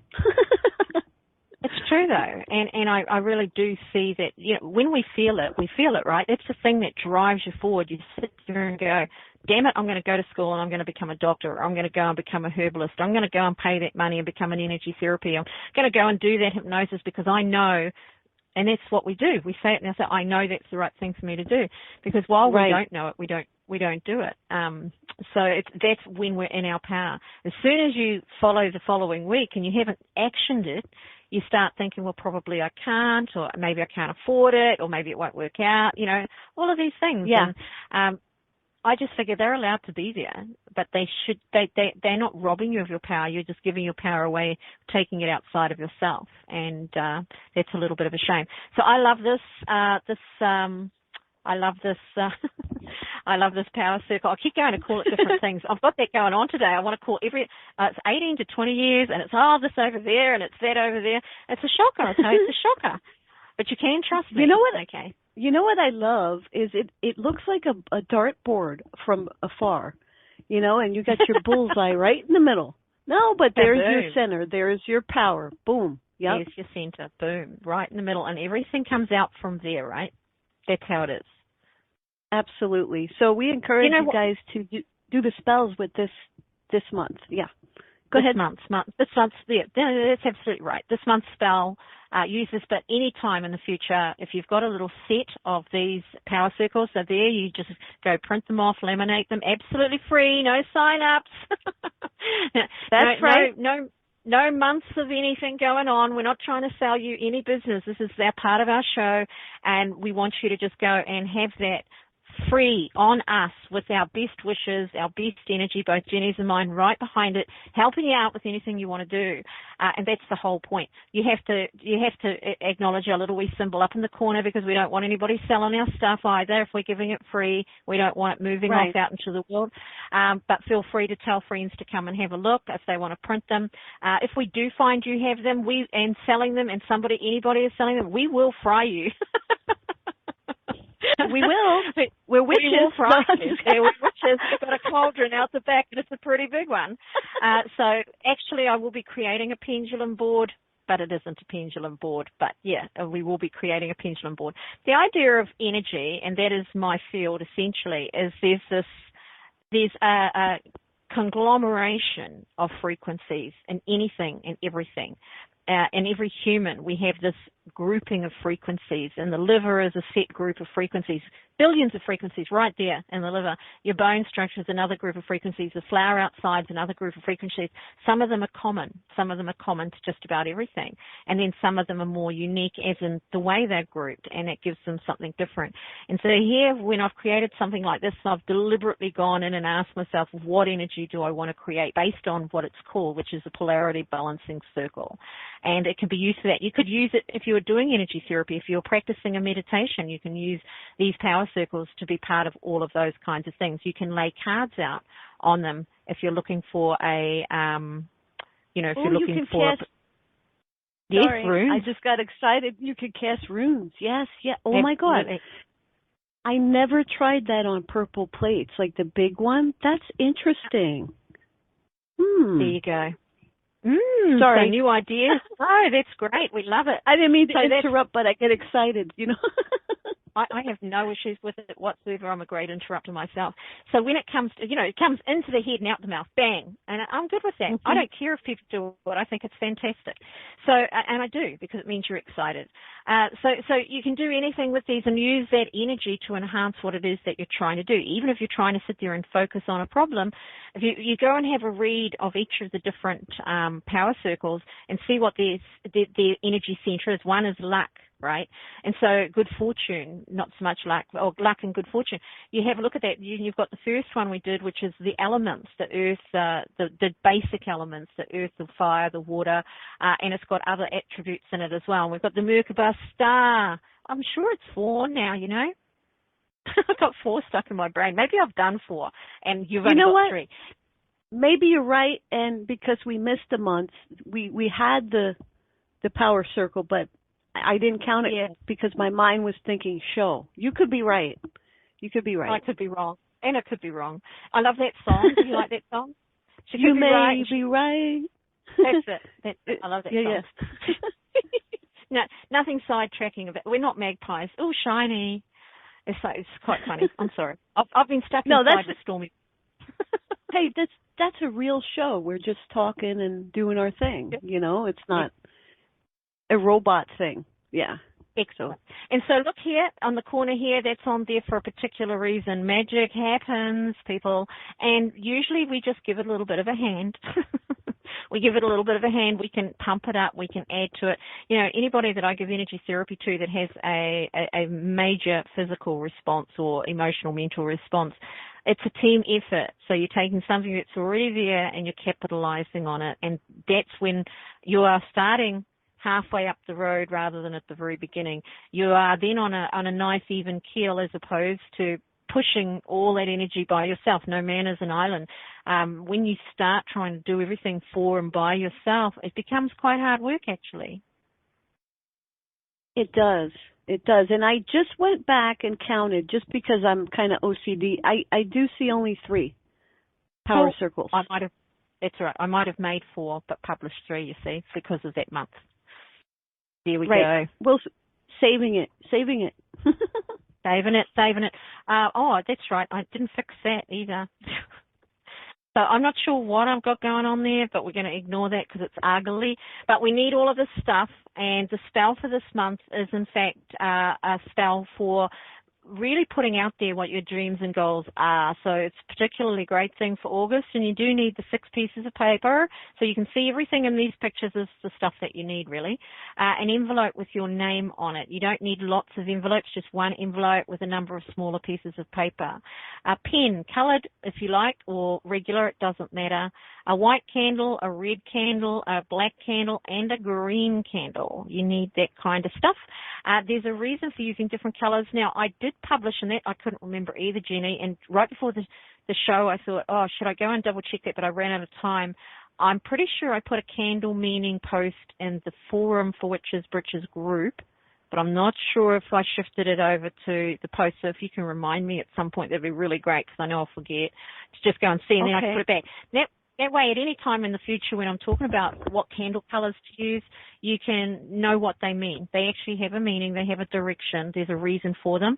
And then we're using frankincense resin. I prefer resin. You can use natural oils, or you can use incense if you like. It's up to you, or you can go and buy resin. Resin because it's actually more pure. The aroma is more pure. It's cleaner, and it doesn't burn smoke, by the way. So you're after not burning smoke. So with resin, essentially, you're getting the real McCoy, the real thing. The purple plate, if you want to use, I've got a purple plate that I'm using in it as well, so enhance the energy of the power circle. You could get away without it, but if you have a purple plate, I forgot the HTTP, go to www.purpleplates.com and grab that. Now, there's a number of ways to go around things. So this is an attraction facility. It's a balancing kind of a deal here. So what you want to do is you place your purple plate on the very center of your power circle, and in the center of the purple plate, you put the envelope with your name. Okay, so you've already written your name on it, you place it in the center. You place the candles on the 4 directions, okay, so you can see that there's 4 directions, there's north, south, east, west. So you use those directions unless you feel inclined to use the corners, that's up to you. Write what it is you want to attract on each piece of paper. That is one piece of paper, one thing that you wish to attract into your life. Make it with details. I'm really not quite keen on the idea that you say, I want a man and I want him to be 6 feet tall and have a good job and earn $70,000 a year. I think that's kind of bogus stuff. But if you want to attract love, then you put love, and then you attract the kind of love that you would want. And it's got to be, I think, got to be is a bad way to put it, but it needs to be a way that something you're prepared to give back. I've forgotten how many times I said I've met so many miserable, lousy women. They've come to me saying, it's true, come to me and saying they want a man with a sense of humor. Seriously, guys. And they're kind of dry, kind of miserable. They don't have that. Yeah. Mm-hmm. No, they're miserable. And I mean miserable because you just look at them and you go, Yeah, and you can't, I like this because you're right. You can't get what you aren't, just period. You can't get what you aren't. No, if you're looking for love and you're not love, you're not going to get love either. Just saying. Exactly. And commitment, any of those things. So sometimes it might reveal something, which is this balancing act, right? Revealing what it is that you need to develop. You may need to develop an awareness of commitment. You may need to develop an awareness of your own state of mind, your own where you're at. When a miserable person wants another partner who's got a good sense of humor, they're really just saying, and somebody's going to cheer me up, which is hard work. Right. It's hard. And then your partner should not be entertainment, not for nothing, No, exactly. Pay that person. Tom must earn a good deal, I say. Indeed. He's very entertaining, yeah. We should hire him out and on the little corner with one of those little drums. Ding, ding, ding, ding, ding. Those little drums. There's a reason we call him Monkey, so. Oh, I thought we'd get there in the end. No, it's one of those little pillbox hats, right? So we're so mean, aren't we? It's because he's got hair on his face. So anyway, so then we do that.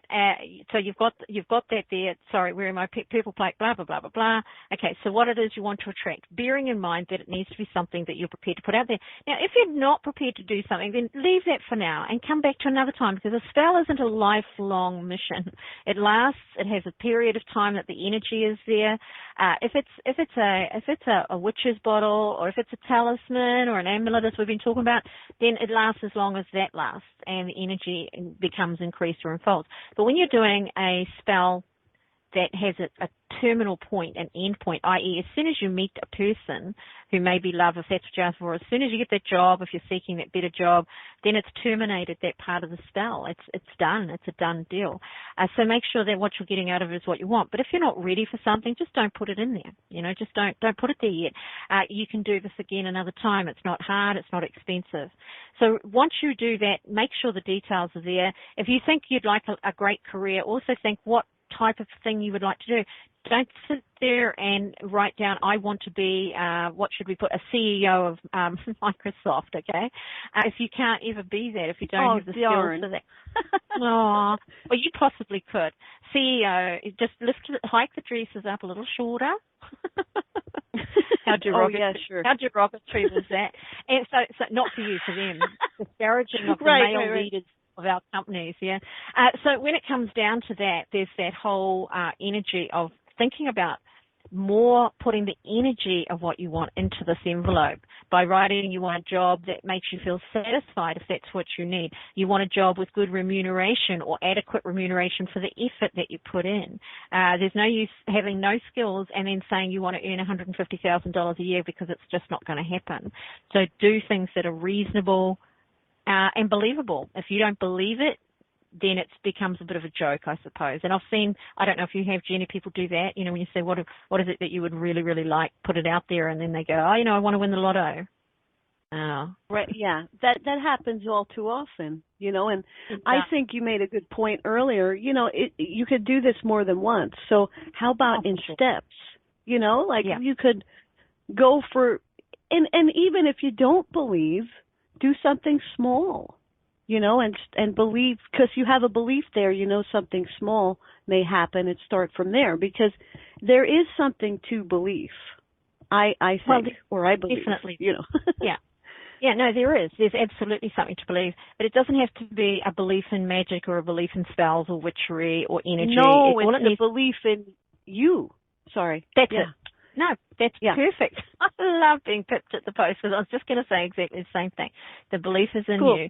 And when you put it in there and you know that it is achievable, even if it might take a few years, you understand all of those things that are there, then you become a creator for sure. And then the balance steps in to say, well, now we need to get you to go to school, even if it's part-time, or now we need to get you to go and do this temporary work over here to get your credibility back if you haven't worked for a while. There's a process in everything, but a spell will direct you in the right way and will allow you to see something you may not have seen before, and bring two energies together, which is the law of attraction, right? Two energies that match, find each other. Now, probably the biggest misunderstanding about the law of attraction is the assumption that the law of attraction is about good things. The law of attraction is about everything. We do it every single day, all the time. If you're in a grumpy mood, I can bet lots more things go wrong than when you're in a good mood. That's right. Okay.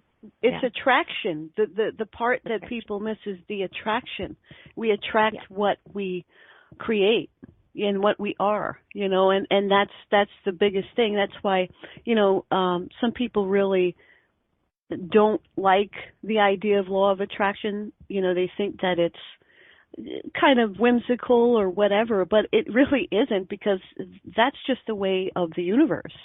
You know, what you put out comes back, you know, so if we're putting out whatever it is, saying even the negativity about ourselves, if we're saying, like you said earlier, you know, if you're saying you can't do this, then you surely won't. Bingo. That's right. Exactly. Done. Yeah. And of course, you can't see the things as well. You know, what we see as opportunities and what we see as right for us comes down to what we believe we can do and what we believe is right for us, regardless of what that is. So we do need to address that at the very start. So you get your piece of paper, you write your desire on it, and hold it in your hand and imagine. So this is taking your time. And imagine having the very thing you desire. Imagine if it's a car, or if it's a lifestyle, or if it's a boat, or if it's a big fat snapper, which is a fish. Imagine what it might be. Well, we're all different. That's all I've got to say on that. We're all different. Aw. Actually, she wants a snapper. I'm sure you. I was going to say, I'm sure you got more than one snapper. So yeah. No snapper. I've caught a lot of fish. No snapper. No snapper for 3 weeks. I've caught kahawai. Oh. Yeah, and I caught a few non-edibles, but I've caught a lot of kahawai. So it's winter, so it gets a little leaner this time of year. So yeah, snapper would really be nice. But that's all good. I'm happy. So you imagine what it is that you would like, and literally imagine it, that you're holding it, you're seeing it. We've all heard this before, that you're seeing it, holding it, living it, experiencing it, driving it, talking to it, hearing it, whatever that might be. So imagine what that would be like. Visualize it if you can. And imagine also how your life would feel, how you would feel having it, what would change in your life. Sometimes people get stuck in the but first. Have I ever mentioned that on these shows yet? The but first, oh my gosh. You get people that will come and they'll say, you know, I really want to fall in love, but first I've got to lose weight. Okay? Oh, that's almost like my yeah but. I say the yeah buts, because if you, sometimes when you offer a solution, the person says yeah but. Yeah, okay. Yeah. Yeah. I get it. And it's the same for, it's one of those sneaky little things that a lot of people don't realize, that as soon as they've put the but first in there, the problem becomes that they've just negated their first part, and you really need to move past that. So, for example, another thing could be, you could be telling somebody something good about their life, which I've experienced as a reader a lot, and then they'll go, yeah, but that means blah, blah, blah, blah, blah. They have to leave something behind or something. Where I'm at with that is, of course, you're going to want to when you get up there. Otherwise, it wouldn't be an option for you. I'm not telling you what you should do. I'm seeing what you're going to do. And so it comes down to understanding that what would happen for you, what could happen for you, your friends, your family, your lifestyle, what could change if you got what you wanted. The 10 of Wands is about that. It's about feeling burdened after having achieved your goal. It's not about not getting your goal and not paying the bills. It's about having bills because you won the goal, you know. So, for example, if your goal is to own a house, it comes with the mortgage and the maintenance and the utilities. And so the burden is those things if you aren't appreciative of the fact that they come with what you wanted in the first place. So it's understanding that everything we want can impact our life in a way that changes it to quite a serious degree, and we need to think about that as part of the desire. And the reason I say that is if you do put a manifestation, well, I'll use a house because it's a long-term commitment. And if you're looking at that house and you think, I really want a house, I've got this much income, I'm enjoying my life, I'm traveling, but I really want a house, I want to settle. And then you start imagining having one and not being able to go away because you can't afford to go away. And then you imagine that while you've got one, you've lost a fair bit of freedom. And you start to feel, the words that I've got for this is just like a downer energy. You know, start to feel a bit heavier. You start to sort of feel like, I don't know if I want that. Just put it aside and look at it later. Because when you're looking at a manifestation in its complete form and you're understanding the commitment that's required for what it is you're manifesting, and you still want it, then you're in a good place to get it. So then once you've done Perfect. that, once you're holding that piece of paper, you've decided, yes, I do want this. For each piece of paper, please remember this. I now call whatever that is. In this case, I'm going to call it Snapper, okay? And if I catch a Snapper tomorrow, you guys, I'm going to be posting it. You better post it. I'll be posting it. I now call Snapper into my life according to the law of 3. Snapper is my goal. Snapper is my due. With pure intention, it is my will, so will it be. Okay? And then sit with that for a little bit. Snuff, don't blow your candles out. Okay? One at a time, pass each piece of paper through the smoking candles when you've blown them out, or one at a time after they've done.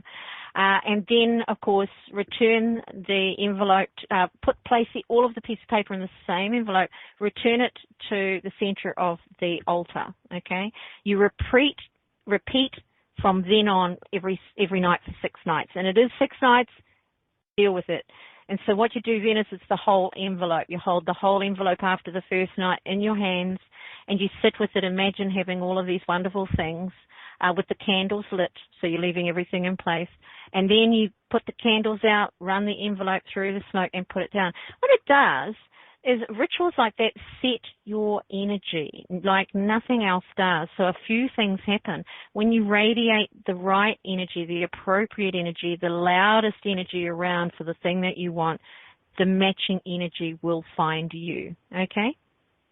It really will find you. There's no doubt about it. You can do any amount of things from there, but you can start with the north direction, pick up the candle and allow. This is after the 6 days now. You start with the north direction, that's the one at the top, assuming you're facing that way. Start with the north direction. You pick the candle up after it's burnt. This is the last time that you do it. And then you allow the wax to drip onto seal your envelope. Okay? And you do that with each of the following candles going clockwise. We have time, remember, in this. Going clockwise direction. Then place the candles back in their holders and allow them to burn down completely. So this is the 6th night. All of this is in the July spell, and all there waiting for you to go and reread it, look it through. There are ethical quandaries around trying to attract a particular person, so I'm just going to say I would always advise against that. A person, a matching energy, somebody to love, yes. Johnny from down the road, probably not a great idea, especially if he's married with 4 kids, right? I agree with you 100%.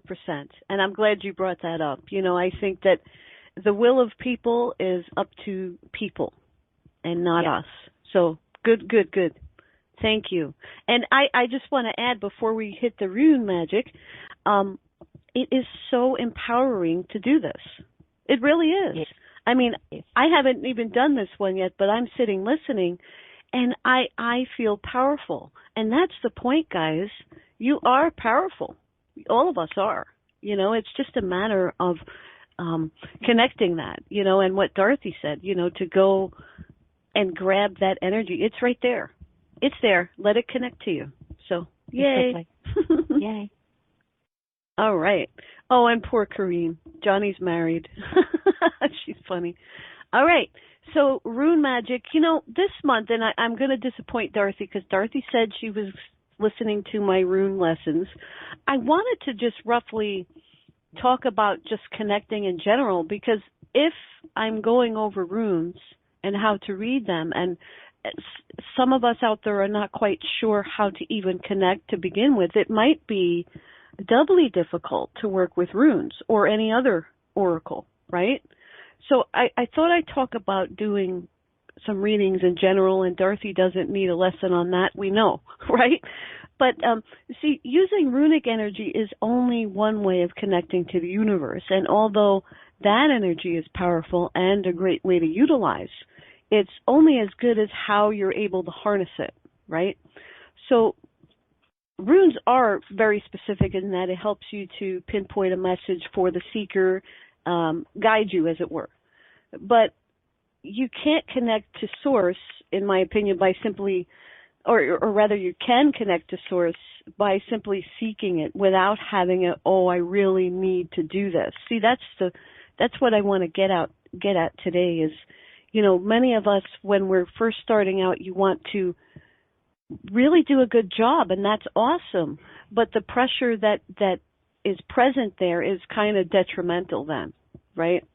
So if you're going, I really need to do it, or, I really want to, it's kind of pushing against the universe rather than just kind of working with. And it's kind of a theme as what we were talking about all night, I guess, If we're in our minds and not our hearts, it may be difficult or even impossible to get clear connections. When we're working with just our mind, we make assumptions, we make judgments, we just kind of, guess sometimes, and that's not where the magic is, right? I think we can all agree, it's not, the magic isn't our minds, it's our hearts, our spirits, and the energy around. So I just want to say this might be an easy way if you have trouble connecting. Think of a day where you laid on your back in the soft, warm grass, maybe. And I remember as a kid, I would do that. I'd lay on my back and look at the clouds. And it was so awesome. It was weird, right? Like just the clouds went by and the trees were swaying, all this stuff. It was so peaceful. There was no effort by me. There was no effort by the earth. It just was, and it just is, right?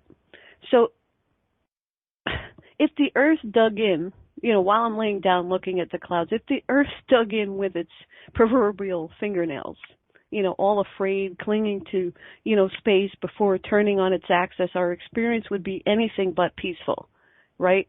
If the earth was refusing to turn so that we could see these awesome clouds go by, we would not feel peaceful. But since the universe, the galaxy, the planets, the earth, they all work in harmony by just doing and just allowing, it's a wonderful experience. So my point is, if we simply get into the natural flow of things, no white knuckles, we can become better in tune with everything, including others. It's not to say that we shouldn't be preparing in some ways when we're doing readings, for example, by grounding or meditation or whatever, floats your boat. But it is to say that all energy is right there, and we need only, lie on our backs and allow it to flow and transmit. Be the energy, because you are the energy, and of course we all are.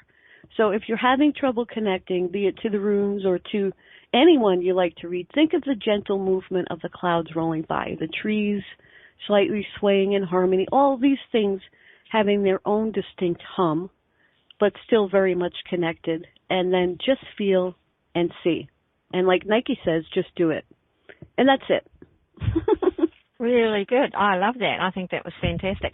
And you've got that power of sensory perception, I guess, you know, and again, we use this in meditation and hypnosis a lot, where you are involving yourself in that remembered feeling of the sun, the clouds, you know, all of those wonderful things that felt fantastic, that held you in that moment because you were experiencing them.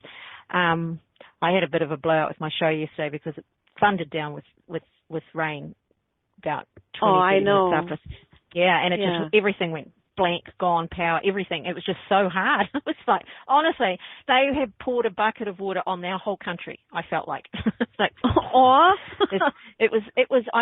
it's so rare for it to rain hard out like that. It was just phenomenal. It was just, you know, when it's so noisy anyway, but of course nothing works because everything gets waterlogged instantly. And anyway, so I was off there for a while, but I was talking about exactly that, is that, you know, people talk about, oh, you know, I meditate when I walk down the beach, and all I ever think is, no, you don't. Your mind wanders when you walk down the beach. You're not meditating if your body's engaged in it, right? There's the other thing, too, is if you're walking down the beach, and this is what you're talking about essentially, and you're in the moment, you're hearing the waves, you're hearing and feeling, you know, the animals, the birds, whatever else is going on. You're feeling the sand in your toes. You're watching the clouds. You're totally in the now. And there's no more peaceful place to be ever than in the now. That's all I thought I'd say. Totally. No, that's awesome. And the point is, if you're in the now, you're not worried. Because worry is about the future. You're worried about what's going to happen, what the person maybe that you're reading is going to think or say, or if you're wrong. All this stuff, you know, that's not going to help when you want to connect. So you want to be in the now, totally. Exactly. It's predictive thinking. You know, it's got a name called predictive thinking, which is not intuition, by the way. Not the same.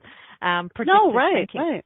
Yeah, and it's anticipating. And when you anticipate, that can go bad two ways as well.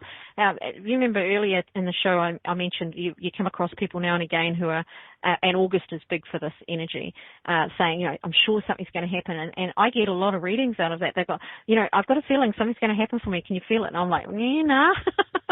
Can't feel anything really different going on there.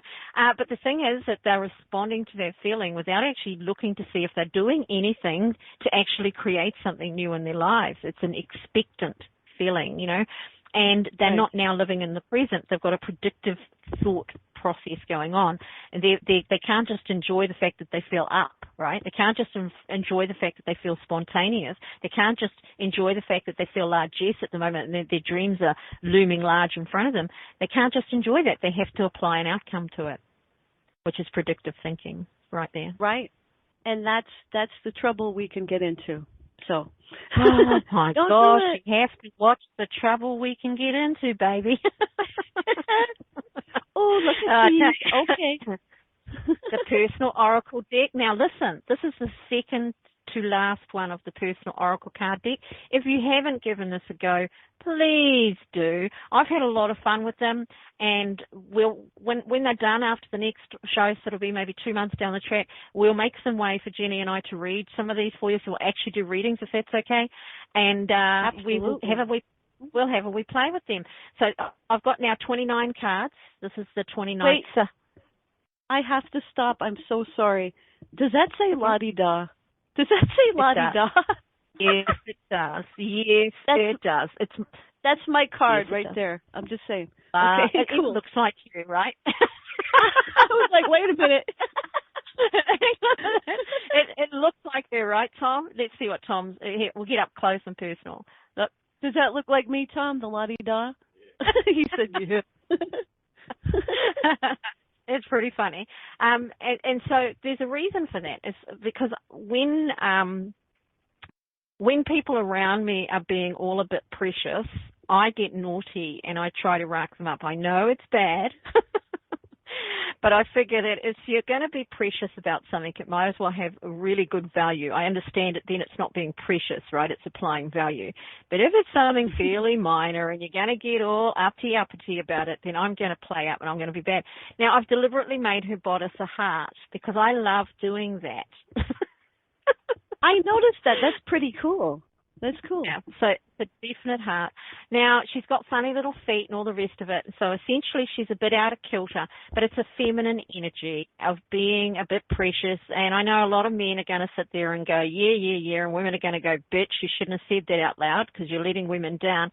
But basically, women can get all uppity about some fairly minor stuff, right? And so it's that energy to me. It doesn't matter that a man... Yeah. We can.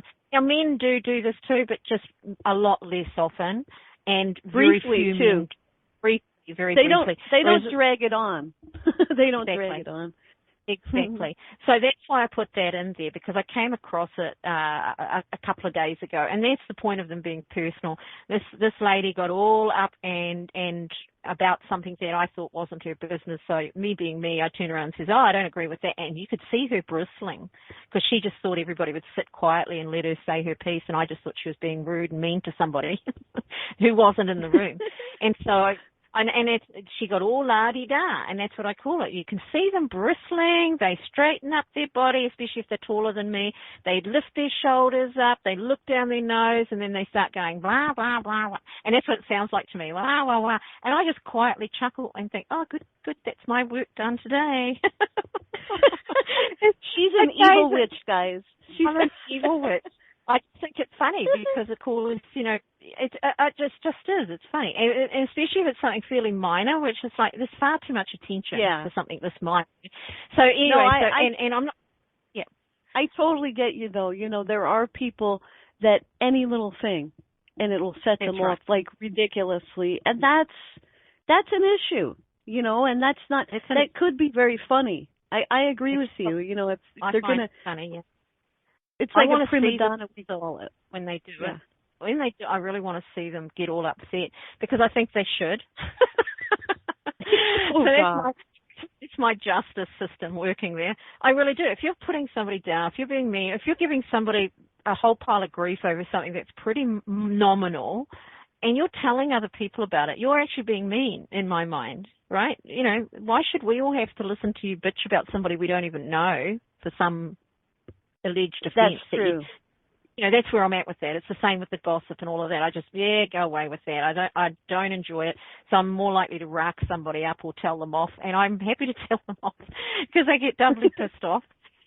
So it's quite funny. So that's what that is. And anybody can do it any time, but there are people who do it all the time. And this woman that did it, I was actually a bit surprised that she did it. I didn't know her very well. And I just thought, we're at a table here at a dinner. There's all of these people here having a nice time, and you decide to rubbish this person that none of us know.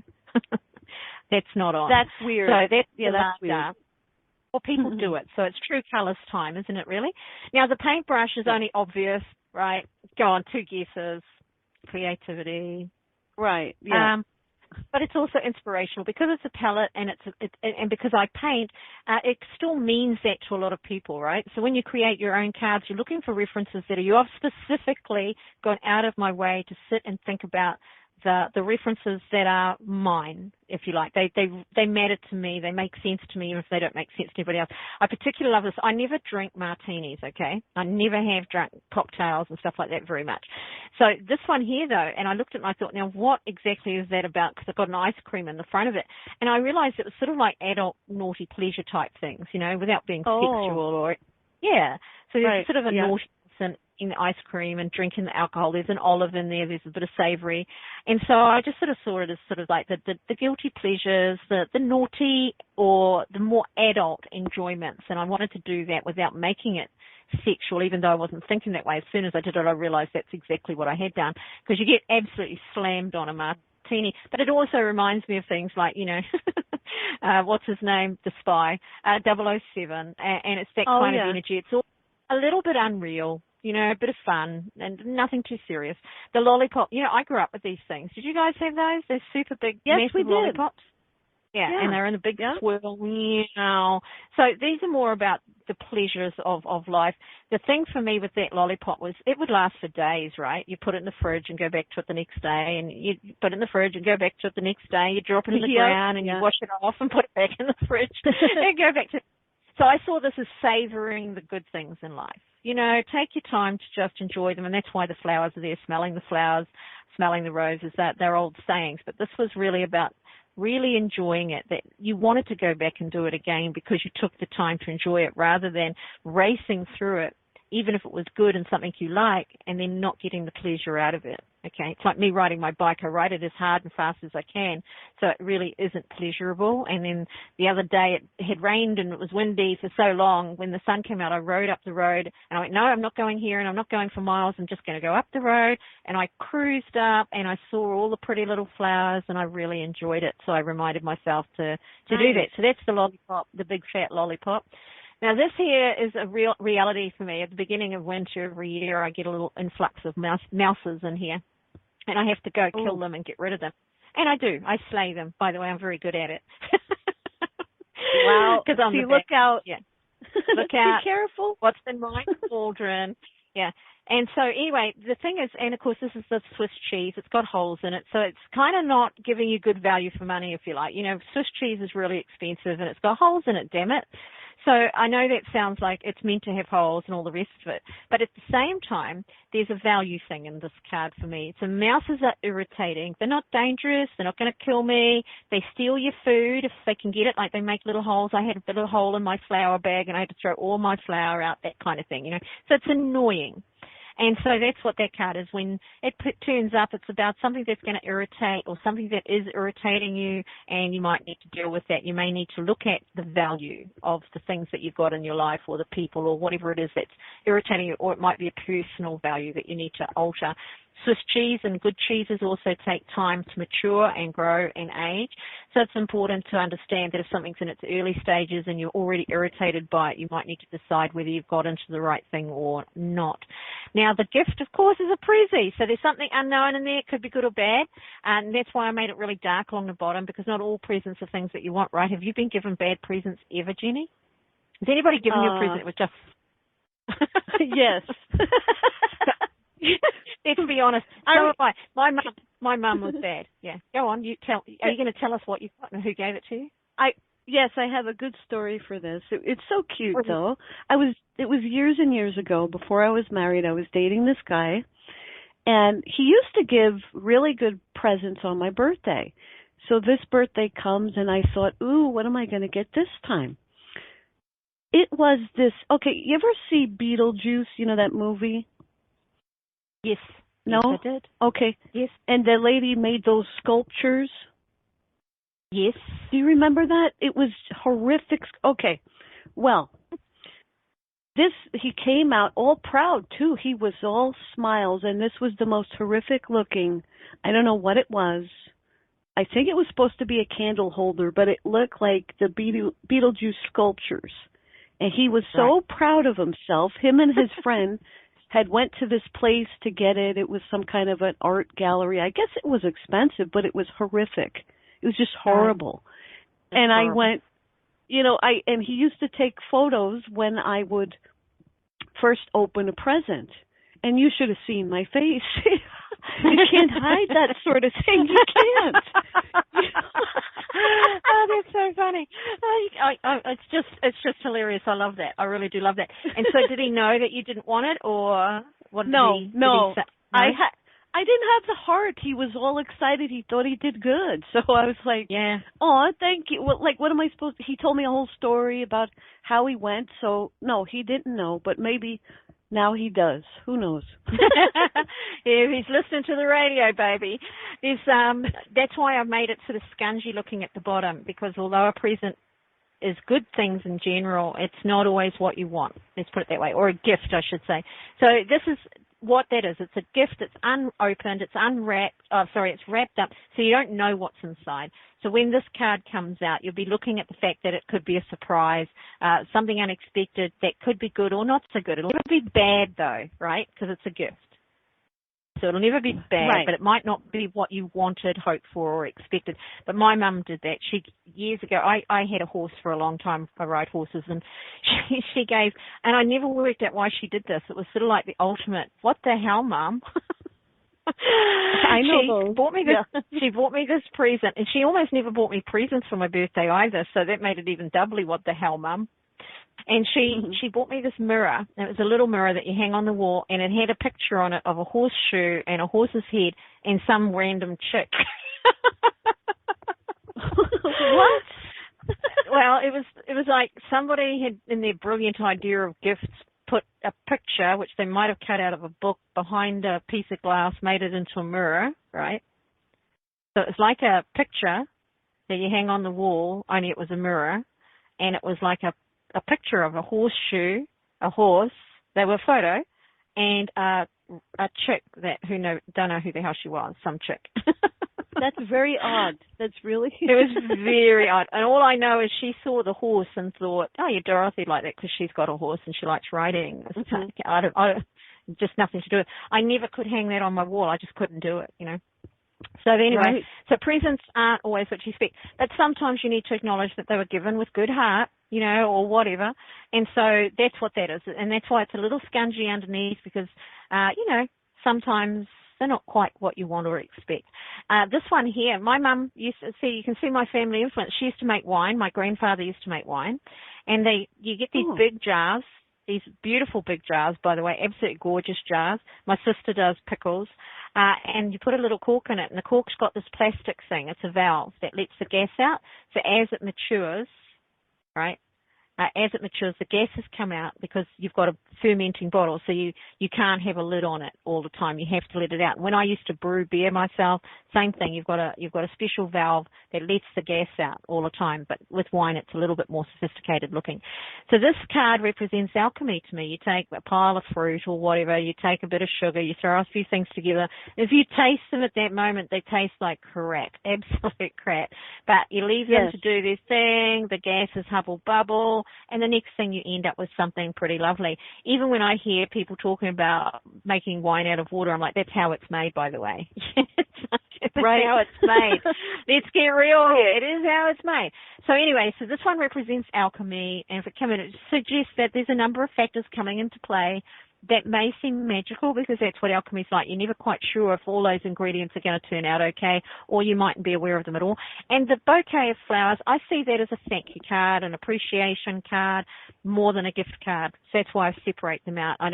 I've very early on when I started having visions and started doing readings, I would see bouquets of flowers, and consistently they were appreciation moments or thank you moments. And so that's what that is. So if that comes up, it means that somebody's going to step up and say and acknowledge perhaps something that you've done, something you've worked hard at. And so that's the set of cards, everybody. I like that one. The flowers, I don't know, just for my own mind, my eyes, I really like the flowers the best. They're so pretty. They are pretty. Yeah. We like flowers. We like all of that stuff. So that's the personal Oracle deck, and we've got one more of those coming, and that'll be the last, and we'll have to find a new project. Yeah, a Jenny project. Awesome. Maybe. Yeah. Oh no! Oh no! Yeah, I've really enjoyed doing them though, because they don't take long. When you're doing this, you're not creating some master tarot deck, but the personal oracle matters and it's readable. I've played around with just what I've got, and I know the set's a bit shy, so it's, when you haven't got the numbers there, your draws are going to be limited, of course. But at the end of the day, I've really enjoyed playing with them when I have played with them, and I just think that's absolutely fantastic. So the next time we'll do the last set of cards, which takes us to a 36-card personal oracle card deck. So there you go. Awesome. And I just love your card. They're so creative, and you can, if you read, you could get so much out of them, so that's the point of it. Anyway. That is the point. Yep, that is the point. And if you're doing this for yourself, you've got a personal reference. As I said before, just to remind everybody, you can go along to US Games and you can order the blank decks for $9.99, $12 delivered or something like that. And they give you 80 odd cards, so there's plenty of room for mistakes. And I've thrown away a few. Don't think for a minute that I haven't. I've thrown away a few. So in the end, you can have a full tarot deck. Basically, if you want, you can make it into angels. You can do whatever you like. And because it resonates with you, as soon as you draw that card, you know exactly what's going on, you know. For everybody else, they can interpret it through the colors and all the rest of it. But it's what it brings to your mind. It's what it brings to your heart. And that's how you can get probably the best readings, not just for yourself, but in particular for yourself. But you can read for others using that same principle, using your own cards, because they tweak psychologically those thought processes, those feelings, those memories, those ideas within yourself. So there we go. Ba-boom. Yes, and not to mention, just like we were talking about earlier, you're putting your own energy into these cards. Exactly. You know, when you make them yourself. So, cool. Yeah. Well, it was how it was done. You know, all we need to do is go back before 1900 and before the printing press, and people made their own cards. That's how it was done for centuries upon centuries upon centuries. And I think it's just got a lovely attribute to it. When I first started learning about cards, and I was with Sylvia Shanti Vowlis, and although I was reading cards, I was new to it and just learning them, you could buy, and I'm not sure if you still can, so you might have to check that out, but you could buy the major arcana for the Rider-Waite deck uncolored. You buy a kit, and it's considered it's considered to be very profound to put your own energy into it. And this is going back a long way. So you could buy it. They're all done, they're the same pictures, and they even give you the color guides of where to color them. But it's considered that you putting that energy into the major arcana of the deck really made them more readable. They really mattered. And you're applying attention to each little detail, which you're not necessarily doing. You know, and you know, you've all heard me talk about this before. You go and buy a card deck. I'm a card freak, so I do look them over. You go and buy a card deck, and half of the symbolism isn't even being read anymore. So essentially the whole process is dumbed down. And I think that's a real shame. It's a real, real shame. And even though these pictures are simpler, very simple, beyond simple, even though they're very simple cards, well, no, but they are. And they're cartoonish, and that's fine. I mean, I intended them to be that way because it's important to know that you don't need to be a major, you know, art aficionado. Right. You don't need to be an artist. Yeah. And that was the point of these. Mine will be stick figures, just saying. So stick figures are good. Every time you say that, I'm going to bring up Judge Neil's cards. I know. I was thinking. Yeah. But the thing is that they worked, right? That's the bottom line. Yes, they did. And that's the thing. You know, we kind of joke, but they were good, actually, and they were creative. Mm-hmm. The most profound memory I've got about those cards was the fact that one day I was playing around because he sent me a deck and I drew the rescue card, which I've got a similar card in here with the ambulance and stuff. Mine have got a little bit more technique and stuff, but even stick figures are good enough. It's a basic meaning, something that comes to your mind, and then you've got this grouping of things that makes a great little reading. Now, with the rescue card, I can remember drawing it this day. Well, 4 days later, my car blew its turbo as I was on the highway leaving Thames. So I was nearly an hour away from my home to start with and going away. The smoke coming out of my car I was driving along a flat, straight road out of Thames going to Auckland, right, going back home for a visit. And I was driving. I saw this smoke out the side of my window, and I sort of looked over and I thought, what the hell? Where's that smoke coming from? And then I looked in my rear vision mirror and realized it was coming from me. And that was when my turbo. That's a horrible thing. There was so much smoke, and it was white smoke. I pulled over, and then after about not even 5 minutes, I heard this woo as the sirens are coming down the highway, and I'm thinking, oh no. And they pulled up, and I just saw they were ready to sail past, and they pulled up, stopped, and they said, oh, thank God, because we saw that from 8 Ks up the road and thought there'd been a car accident. And it was two cops, you know. Yeah, there was that much smoke. They saw it that far away. It was just hosing out of my car. So you really pulled the rescue card. I pulled the rescue card. I had to ring my friend in Otama, who had to drive the hour to come and get me and tow my car back to Thames, which was only 15 minutes. And then I had to leave that there and go back with him to drop him off so I could take his car so I could go to Auckland. It was like this huge, big deal, you know. Oh, God. Yeah, and so all of that was absolutely on the button with his one little stick figure rescue card. So it's not about the artwork on it necessarily, unless you want to incorporate that. It's not about the skill level of that artwork. If you want to have symbolism in your card, it certainly makes them more interesting and exciting to read, you know. And that's why I've chosen these type of pictures, because they matter to me. You know, they matter to me. All of them matter to me in some way, shape, or form. They represent something. So when I'm looking at them as a group, I don't have to think twice. I know what they mean. You know what I'm trying to say there? Yeah. Oh, definitely. I bet you're going to, if you use these, they're going to be amazing readings. Not that yours aren't before, but this is just going to be awesome. So. It's going to be a bit different. Well, I will be using them. I will have a bit of fun with them. So the first time they come out, they will be on Witches-britches. They won't be read anywhere else properly. Yeah. I've pulled a card here and there just for a bit of fun. But with the full deck, it's going to be the Witches-britches, and we finish the deck next month, and it'll be the month after that we'll both have a wee play with them, and that should be a bit of fun, right? Yes. Okay. I think oh my gosh, we never ever could stick to time, and that's okay. But it's just, you get me and Dorothy together, forget it. It's never gonna. It's never gonna end quickly. We'd be like the ultimate dying scene. Could you imagine us both dying in the middle of the desert, right? We'd be bad. It's like, hang on, I've got one more thing to say. Like the cartoons, you know how they. Yeah, that's right. Reaching out arms towards each other. Are you listening? But wait, I gotta tell you something. And I just remembered, blah, blah, blah. Yeah.